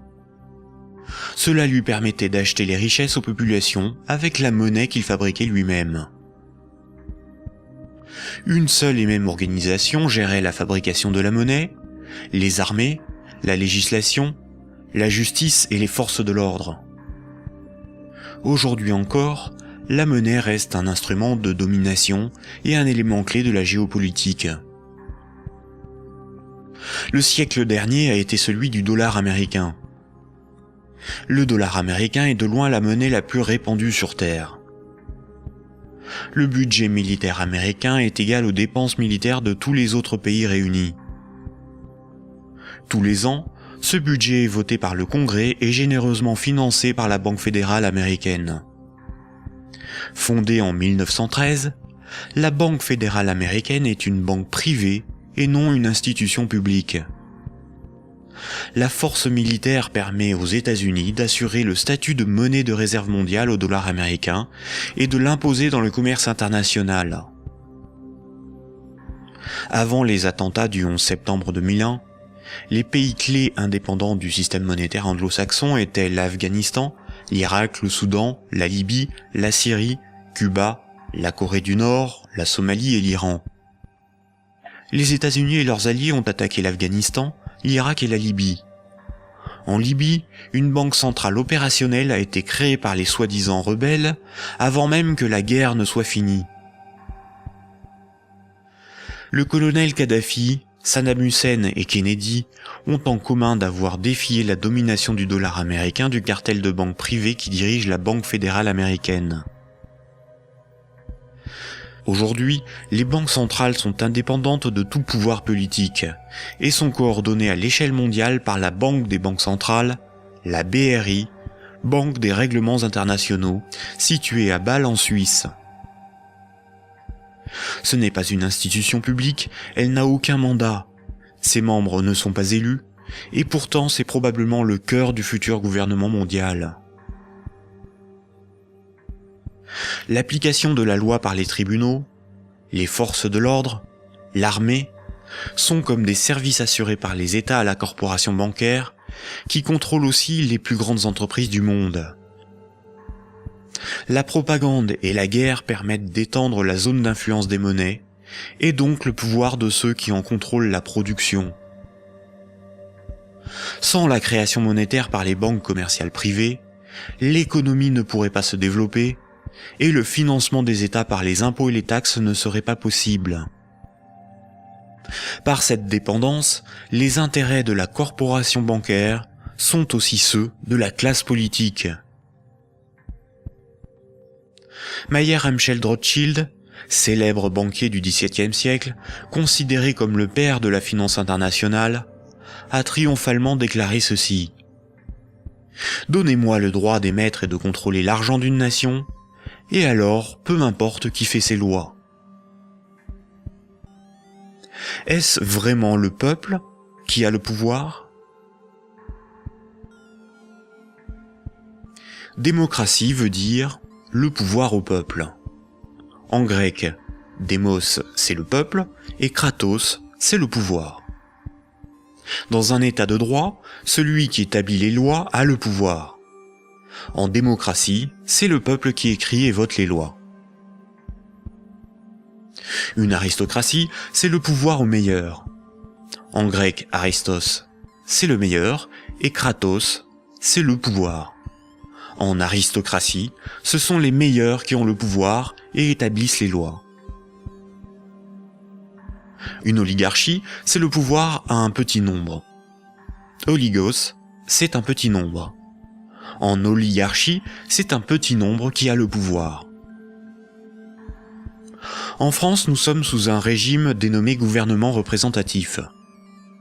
Tous les 5 ans, on demande au peuple d'élire ses représentants parmi un groupe d'hommes politiques, dénommé classe politique. Les représentants écrivent et votent les lois, pas le peuple. Nous sommes donc dans une oligarchie. Historiquement, le terme de démocratie pour désigner le gouvernement représentatif a été employé dans les années 1830 pour tromper l'opinion publique et faire croire au peuple qu'il a le pouvoir. Ce mensonge perdure encore de nos jours. Si nous étions en démocratie, nous voterions nous-mêmes les lois, par des votations ou des référendums, et nous pourrions aussi en écrire, en proposer. En France, les représentants du peuple sont des politiciens de carrière, pour beaucoup fonctionnaires et issus de classes supérieures, âgés de 60 ans en moyenne. Ils ne sont en rien représentatifs du peuple français. Une fois les représentants élus parmi l'oligarchie de la classe politique, les électeurs n'ont aucun contrôle sur la politique menée et la législation établie. Les représentants votent selon leurs opinions, leurs intérêts, leur complicité ou leur carrière politique. Ils sont la cible de groupes d'intérêts qui influencent leur vote. Les textes de loi sont dans 9 cas sur 10 rédigés par de hauts fonctionnaires non élus. Donner le pouvoir à un groupe d'hommes issus d'une oligarchie, ce n'est pas avoir le pouvoir, c'est désigner ses maîtres. Les partis politiques, apparus dans les années 1840, étaient un moyen de canaliser l'insatisfaction des électeurs dans des oppositions et des conflits sans conséquences. Car si les lois étaient votées par le peuple, ce qui définit la démocratie, il n'y aurait pas de manifestations, pas de grèves, pas de mécontentement ou de troubles sociaux. Le peuple serait souverain. Durant la Révolution, les riches avaient bien plus à perdre que les pauvres. Voltaire, figure emblématique des Lumières, disait ceci: « Un pays bien organisé est celui où le petit nombre fait travailler le grand nombre, est nourri par lui, et le gouverne. » Si le pouvoir était donné au peuple, il aurait défendu ses intérêts propres au détriment de la minorité des riches, des notables et des banquiers. Écoutons le philosophe Alain Badiou parler de la démocratie actuelle. Alain Badiou, c'est ce que nous avons trouvé de moins mauvais pour choisir nos dirigeants. Oh, la théorie du moins mauvais, ça, vous savez, la théorie du moins mauvais ne peut pas impressionner le philosophe que je suis. Hein. Elle a beaucoup servi pour justifier le pire, le moins pire par rapport au plus pire, par exemple. C'est Churchill qui a inventé cette histoire, qui a consisté à dire que la démocratie, c'était le pire de tous les régimes, à l'exception de tous les autres. Il avait raison? Eh ben non, il n'avait pas forcément raison. Pourquoi aurait-il eu raison? Parce que sous la démocratie, on peut vivre. Mais il se peut que le meilleur régime politique soit à venir, qu'il dépende d'une invention de l'humanité. Après tout, vous savez, pendant des millénaires, ce à quoi nous assistions, c'était à des théocraties, à des régimes extraordinairement tyranniques et oppressifs. Ils ont duré bien plus longtemps que votre démocratie, bien plus longtemps. Donc cette démocratie, c'est peut-être tout simplement une sorte de petit intervalle dans l'histoire. Surtout que elle ne marche que là où le capitalisme est déchaîné. Hein. Ça, c'est un fait. Hein. Le régime parlementaire démocratique, je le constate, c'est un fait. Il n'existe comme régime installé, consensuel, conséquent, que là où l'économie capitaliste s'est développée. Et quand l'économie capitaliste commence à flancher, ce type de représentation politique se sent aussi un peu malade, n'est-ce pas ? C'est là où on en vient au cœur de votre pensée. Un tout petit moment d'explication. Vous êtes, Alain Badiou, un de ceux qui avaient revendiqué le mot communisme, alors même que les régimes communistes ou étiquetés communistes étaient effondrés. Vous aspirez à un régime politique qui serait placé sous le signe de l'égalité. Tout votre livre, toute la République de Platon, tourne autour de cette idée. La cité idéale, c'est la cité de l'égalité, la cité de l'idée juste, donc du communisme. Et quand vous nous dites, pour moi, le capitalisme, c'est l'équivalent de la démocratie, là est la racine de votre rejet de la démocratie, je ne vous trahis pas. De cette démocratie-là, parce que je n'accepterai pas de dire que je rejette la démocratie. Vous avez parlé tout à l'heure d'une illusion démocratique, mais la démocratie que nous connaissons aujourd'hui, c'est elle qui est l'illusion démocratique. Parce que personne, dans le débat politique français ou étranger, dans les pays démocratiques, ne veut abolir le capitalisme. C'est ça le sujet. C'est pas exactement ça. C'est un petit peu plus précis. C'est parce que les différents gestionnaires possibles de notre société sont des gens qui, de toute façon, admettent pour l'essentiel l'ordre établi. Ça, il faut en convenir. D'ailleurs, s'ils n'admettaient pas les uns et les autres l'ordre établi, ils n'accepteraient pas de se succéder comme ils le font. Il faut bien que tel candidat ne soit pas extraordinairement différent de tel autre pour qu'il puisse alterner le mouvement des affaires restant à peu près le même, après tout. Donc il y a un consensus fondamental qui fonde ce que vous appelez, vous, la démocratie, qui est une démocratie tout à fait normée, tout à fait particulière, et qui repose sur des acceptations fondamentales premières. Voilà. Et donc je soutiens que nous ne vivons pas du tout dans la démocratie. Nous vivons en réalité en oligarchie. Voilà. Nous sommes dominés par une oligarchie financière, politique et médiatique. Tout le monde le sait d'ailleurs. Tout le monde voit parfaitement qu'il faut absolument maintenir ce système pour maintenir le système politique lui-même.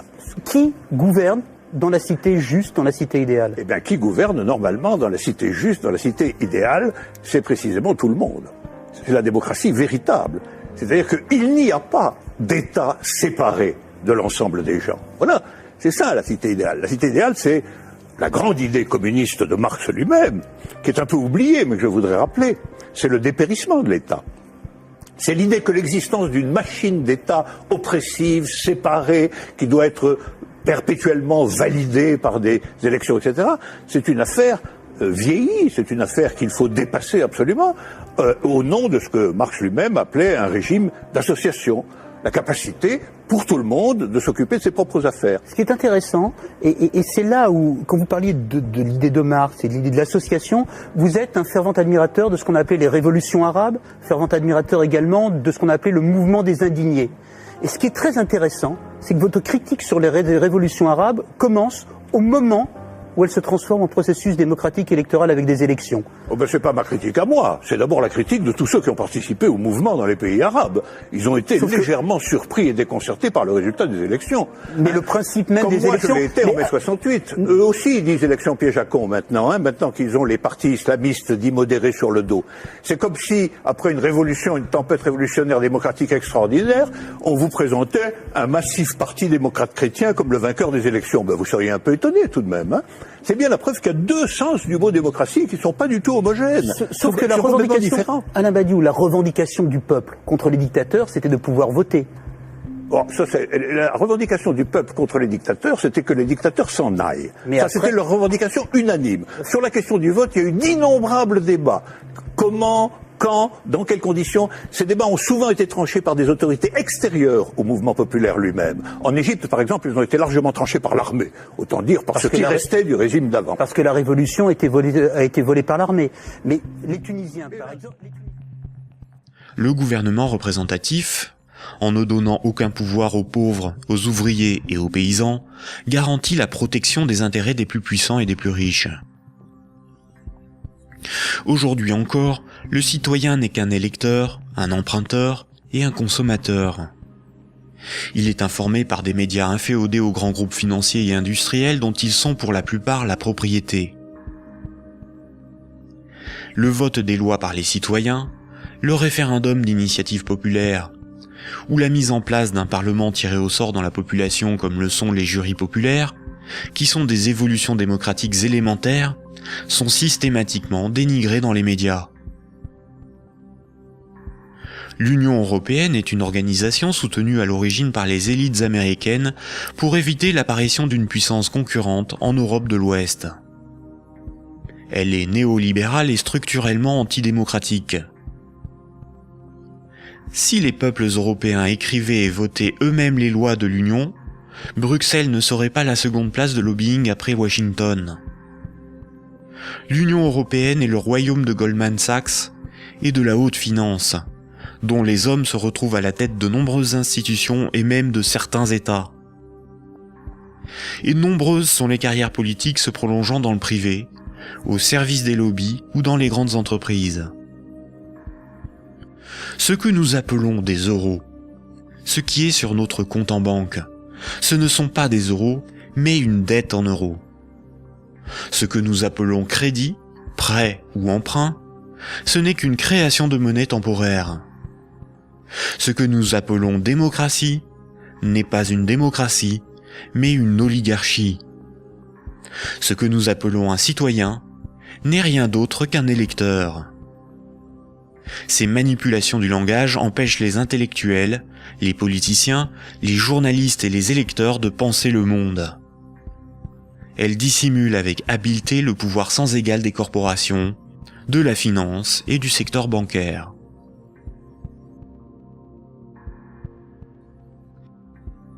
Aujourd'hui, la planète n'est plus capable de se régénérer. L'humanité tout entière est en train de se confronter aux limites de la Terre elle-même et manque de ressources naturelles. Toute croissance économique nécessite beaucoup de matières premières et d'énergie. Or, les ressources de la planète sont limitées. Certaines organisations militent pour qu'une nouvelle approche économique et sociale émerge, pour que nous soyons respectueux de notre environnement et sortons d'une logique de compétition, de surconsommation et de conflit. Certains font la promotion de la décroissance. La décroissance permettrait l'équilibre de l'activité humaine et les ressources de la planète. Mais la décroissance sous-entend une réduction permanente de la demande de crédit, donc une contraction de la masse monétaire qui déboucherait rapidement sur une crise économique majeure. En réalité, les nations sont les esclaves de l'impérieuse nécessité d'une dette perpétuelle pour disposer de monnaie, donc d'une croissance soutenue, impliquant une consommation en progression constante. S'il n'y a plus d'anticipation de revenus futurs, il n'y a plus de crédit, donc la monnaie disparaît, l'État ne peut plus fonctionner et l'économie s'arrête.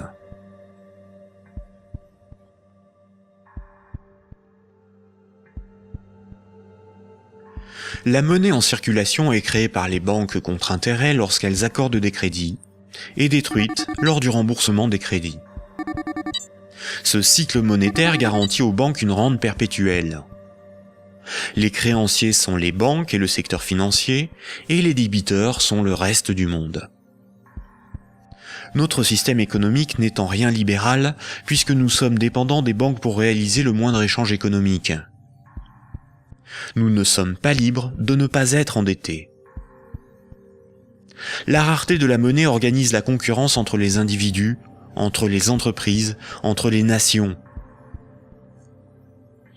Les banques créent la monnaie en fonction de leurs propres intérêts et non en fonction de l'intérêt général. Les conflits armés sont plus lucratifs que la diplomatie. La concurrence, plus dépensière que la coopération. La spéculation plus rentable que le social. Si les banques pouvaient nous vendre l'air que l'on respire, elles le feraient. Pour certains philosophes des siècles passés, voici l'ordre naturel des choses. Le divin représente l'ordre supérieur. L'ordre moral est guidé par le divin, par le sacré.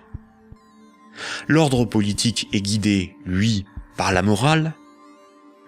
Et la finance, elle, est au service de l'ordre politique.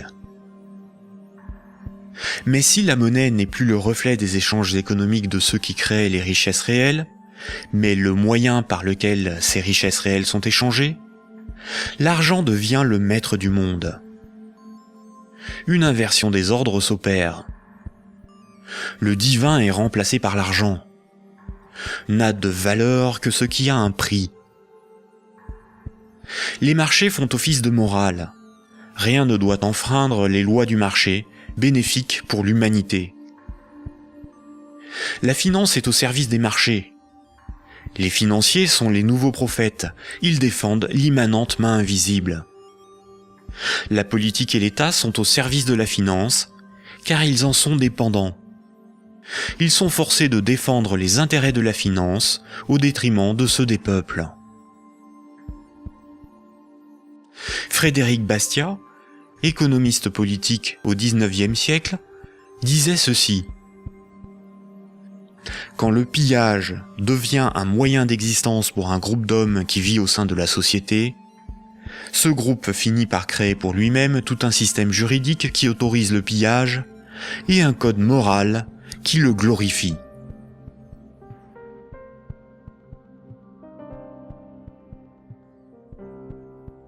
Récapitulons.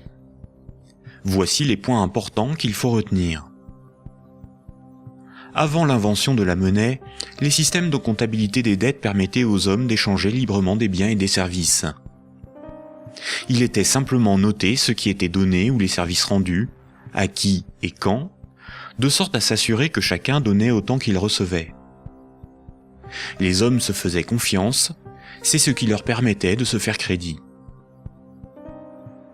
C'est environ 700 ans avant Jésus-Christ que la monnaie a été créée comme un outil de domination au service de souverains ou d'États. Le souverain payait ses soldats avec une monnaie qu'il fabriquait lui-même. Les soldats forçaient les paysans à accepter cette monnaie comme paiement.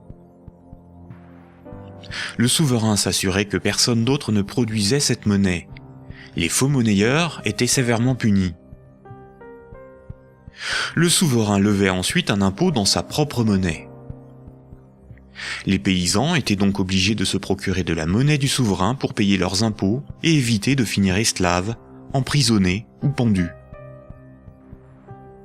La monnaie permettait donc au souverain de payer son armée, de maintenir l'ordre par la violence et d'extorquer des biens et services à ses sujets.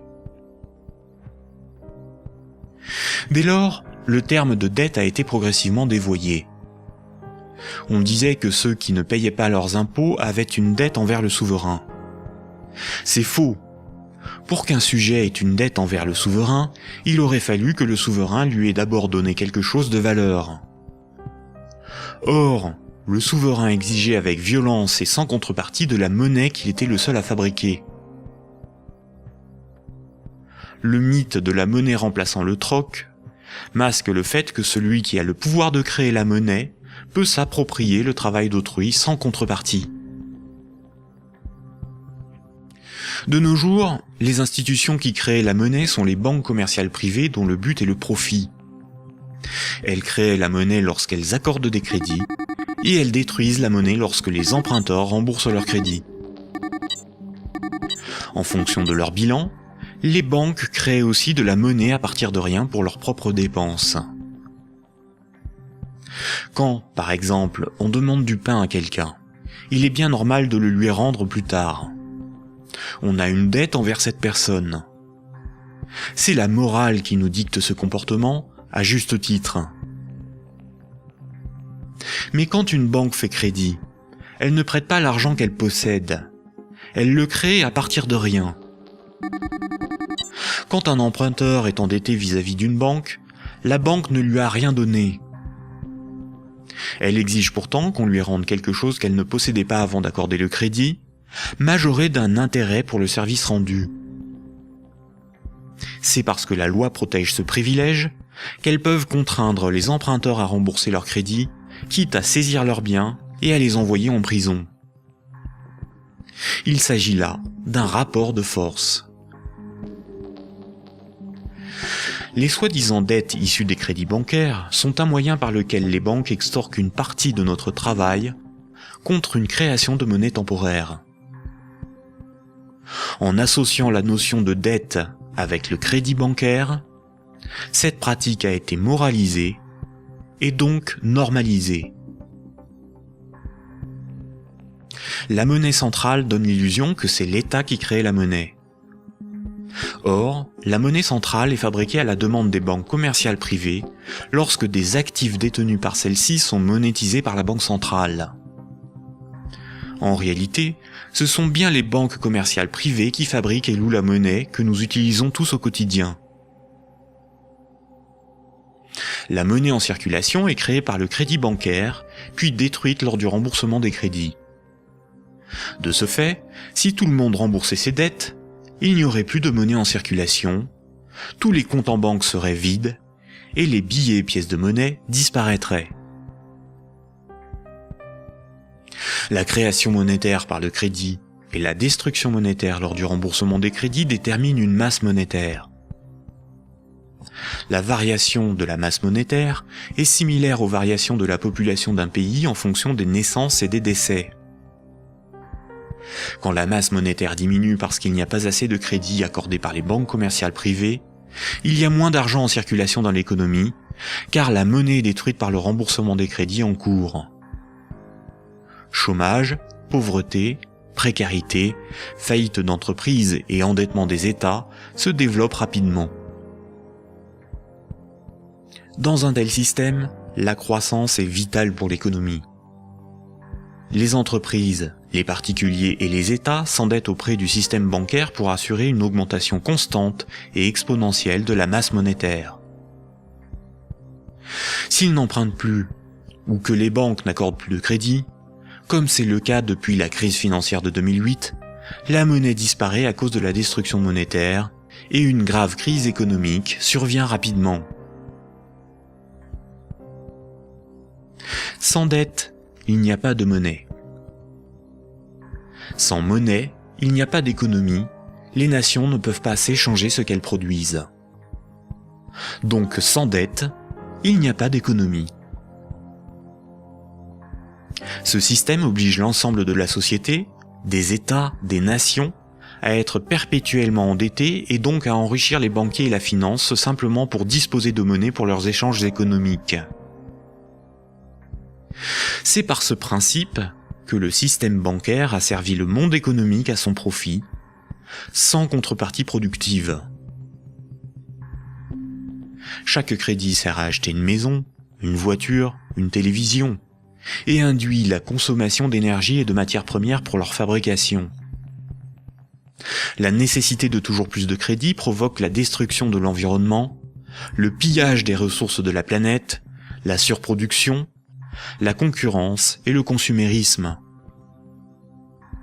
Tant que chaque unité de monnaie, chaque euro, sera issu d'un crédit bancaire, les banques gouverneront le monde et l'humanité pillera la planète et détruira l'environnement pour enrichir l'oligarchie financière. Imaginons ce que serait la monnaie du futur. Imaginons un micro-pays avec 2 citoyens. Paul et Jacques se rencontrent. Leurs comptes sont à 0. Paul a fabriqué une chaise. Il la vend à Jacques 10 unités de compte.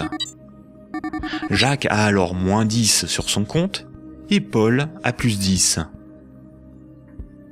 Paul peut convertir 5 unités de compte en monnaie manuelle, en billets de banque. Ainsi, tant qu'ils sont dans leurs débits autorisés, personne ne peut empêcher Paul et Jacques de s'échanger ce qu'ils produisent. Leur débit autorisé est calculé en fonction de leurs actifs et de leur solvabilité, et représente le risque financier que doit assumer la société tout entière. La monnaie du futur est un jeu à somme nulle. Dans le futur, la monnaie sera représentative des échanges économiques réalisés, et non ce qui les permet. Aujourd'hui, la monnaie ne fonctionne pas du tout comme ça. Ajoutons dans ce micro-pays une banque. Pour acheter la chaise de Paul, Jacques va emprunter à la banque les 10 € nécessaires pour la payer. Jacques devra rembourser ces 10 € à la banque et verser en plus 1 € d'intérêt qui n'existe pas. Après la transaction, Paul possède bien les 10 € nécessaires à rembourser la banque et il faudra bien que Jacques les récupère d'une manière ou d'une autre pour rembourser son crédit. Il devra vendre son temps ou fabriquer des choses à vendre pour récupérer les euros pour rembourser son crédit. Mais les 1 € d'intérêt n'existeront qu'à partir du moment où un nouveau crédit aura été demandé à la banque. On comprend donc plusieurs réalités. Paul et Jacques sont dépendants de la volonté de la banque d'accorder ou non le crédit pour s'échanger ce qu'ils produisent.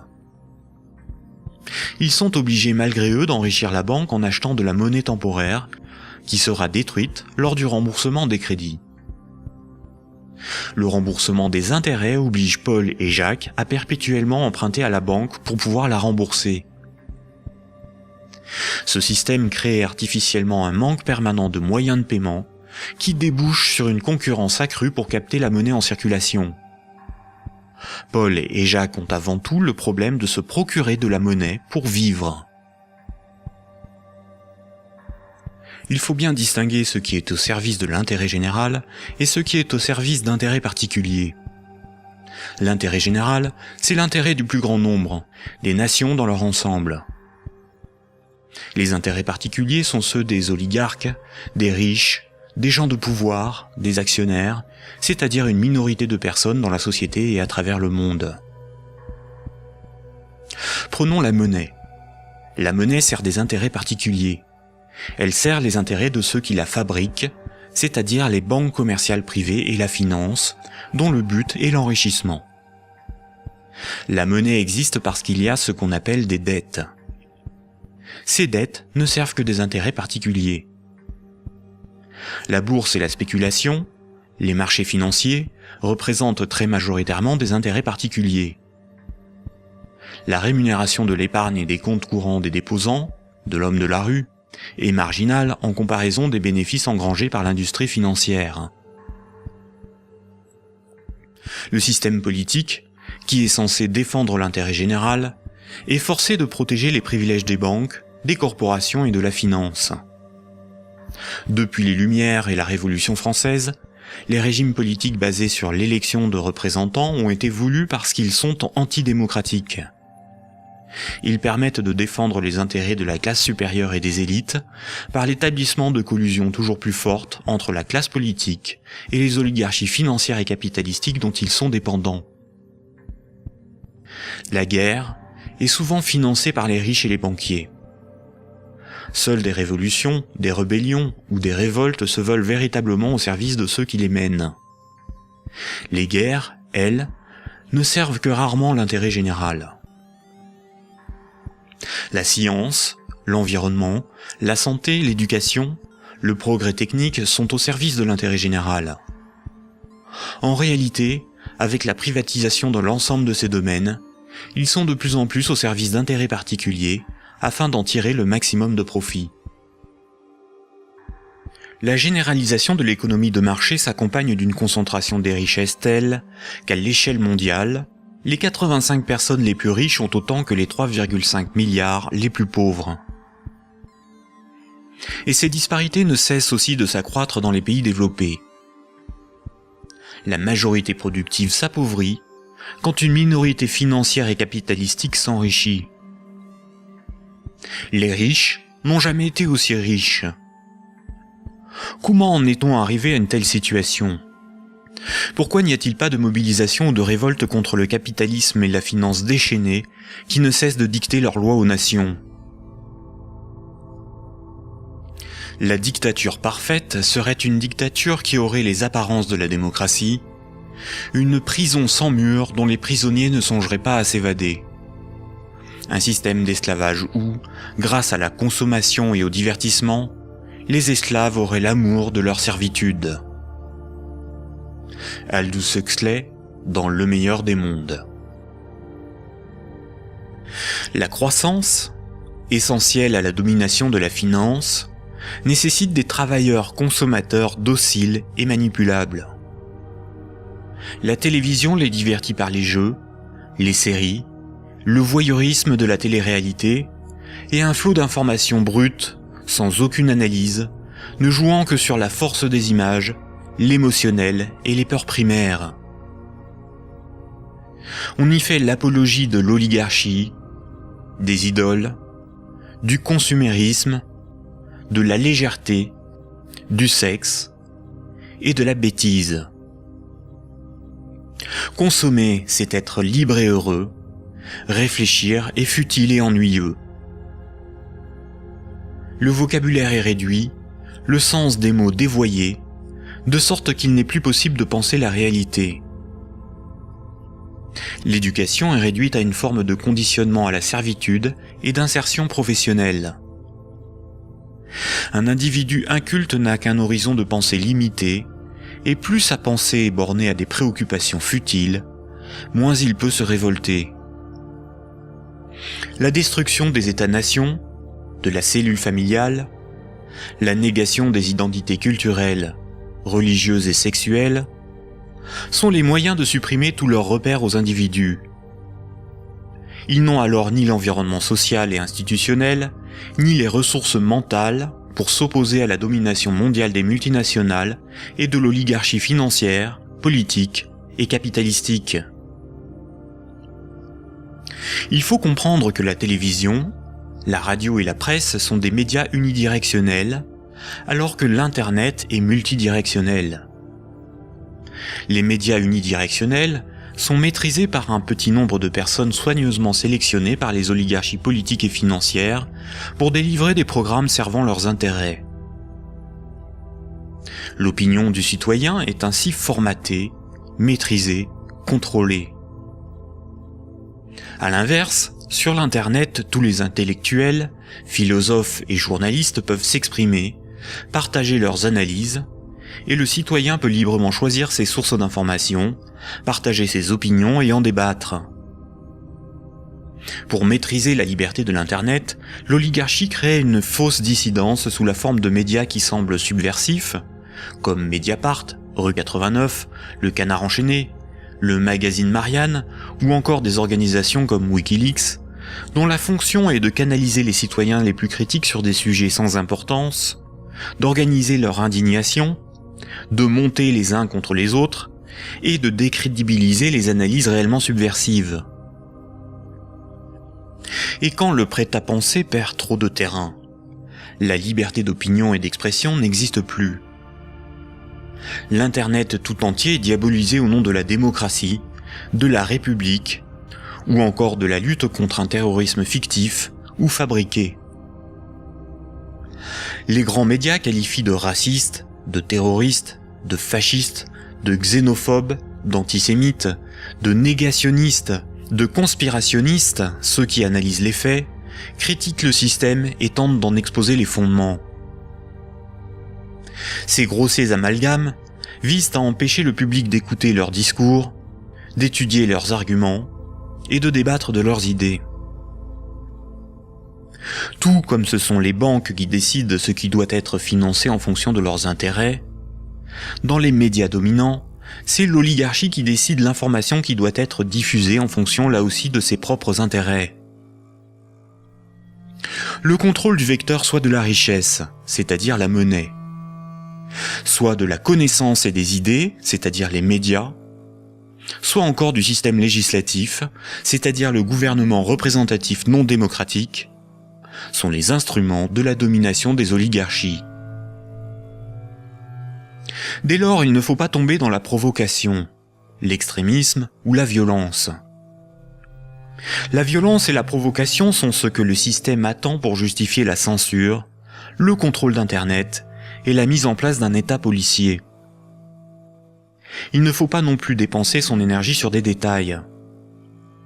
Il faut au contraire remettre en cause les fondamentaux sur lesquels repose ce système de domination. Tous les mouvements progressistes, sociaux ou alternatifs, quelle que soit leur forme, associations, partis politiques, ONG, et quelle que soit leur cause, devraient faire la promotion de 3 changements décisifs pour le monde de demain. Premier point. Remettre la création monétaire au service de l'intérêt général. Tant que ce sont les banques qui décident ce qui mérite d'être ou de ne pas être financé en fonction de leurs propres intérêts, le pouvoir politique et le libéralisme ne sont qu'illusions. Les banques ne sont pas là pour faire du social ou de l'investissement. Elles sont là pour faire des profits en prenant le moins de risques possible. Deuxième point. La création monétaire par le crédit à intérêt et la destruction monétaire lors du remboursement des crédits forment un système pyramidal obligeant l'humanité à détruire la planète pour le seul profit de la finance. Nous devons mettre en place un système monétaire permettant d'adapter notre niveau de vie aux ressources de la planète et garantir ainsi un environnement viable aux générations futures. Troisième point, instaurer un système politique réellement démocratique. Seule une véritable démocratie permettra de garantir que les 2 premiers points sont durablement défendus. Contrairement à ce que les élites veulent nous faire croire, des peuples éclairés sont tout à fait à même d'établir une politique qui défend leurs propres intérêts et les intérêts des générations futures. Ces 3 points sont intimement liés. Sans une monnaie réellement publique, le lobby bancaire aura toujours la capacité de faire plier les gouvernements et changer les institutions. Un régime réellement démocratique, où c'est le peuple qui vote lui-même les lois, permet à la nation de s'opposer à toute privatisation de la monnaie et est la garante du maintien de la finance au service de l'intérêt général. Une création monétaire publique et l'instauration d'une véritable démocratie sont indissociables, car l'un est le garant de l'autre. Voici quelques mouvements citoyens dont les propositions permettraient des évolutions majeures de la société. La monnaie permanente, le 100% monnaie ou smart. La monnaie permanente s'oppose à la monnaie d'endettement. Elle remplace la création monétaire privée. Elle permettrait la mise en place d'une politique réellement écologique et sociale. Accompagnée d'une véritable démocratie, elle rend leur souveraineté monétaire aux nations. Les systèmes d'échange locaux. Les CEL sont similaires au système de comptabilité des dettes sans monnaie de l'Antiquité. Ils sont totalement indépendants de l'euro, contrairement aux monnaies locales ou complémentaires. Si une monnaie locale ou complémentaire est créée en échange d'euros donnés à l'organisation qui les gère, elle ne provoque qu'un protectionnisme marchand à petite échelle. Le revenu de base est le dividende universel. Tout en bouleversant les rapports sociaux, il impose de repenser la notion de travail, de justice, et induit une refonte du système monétaire pour être appliqué à grande échelle. Le tirage au sort. Un parlement non élu, mais tiré au sort dans la population est un système par nature démocratique, incorruptible et parfaitement représentatif. Il s'inspire de la démocratie athénienne et des jurys populaires, évite les dérives électoralistes et institue l'impuissance des lobbies.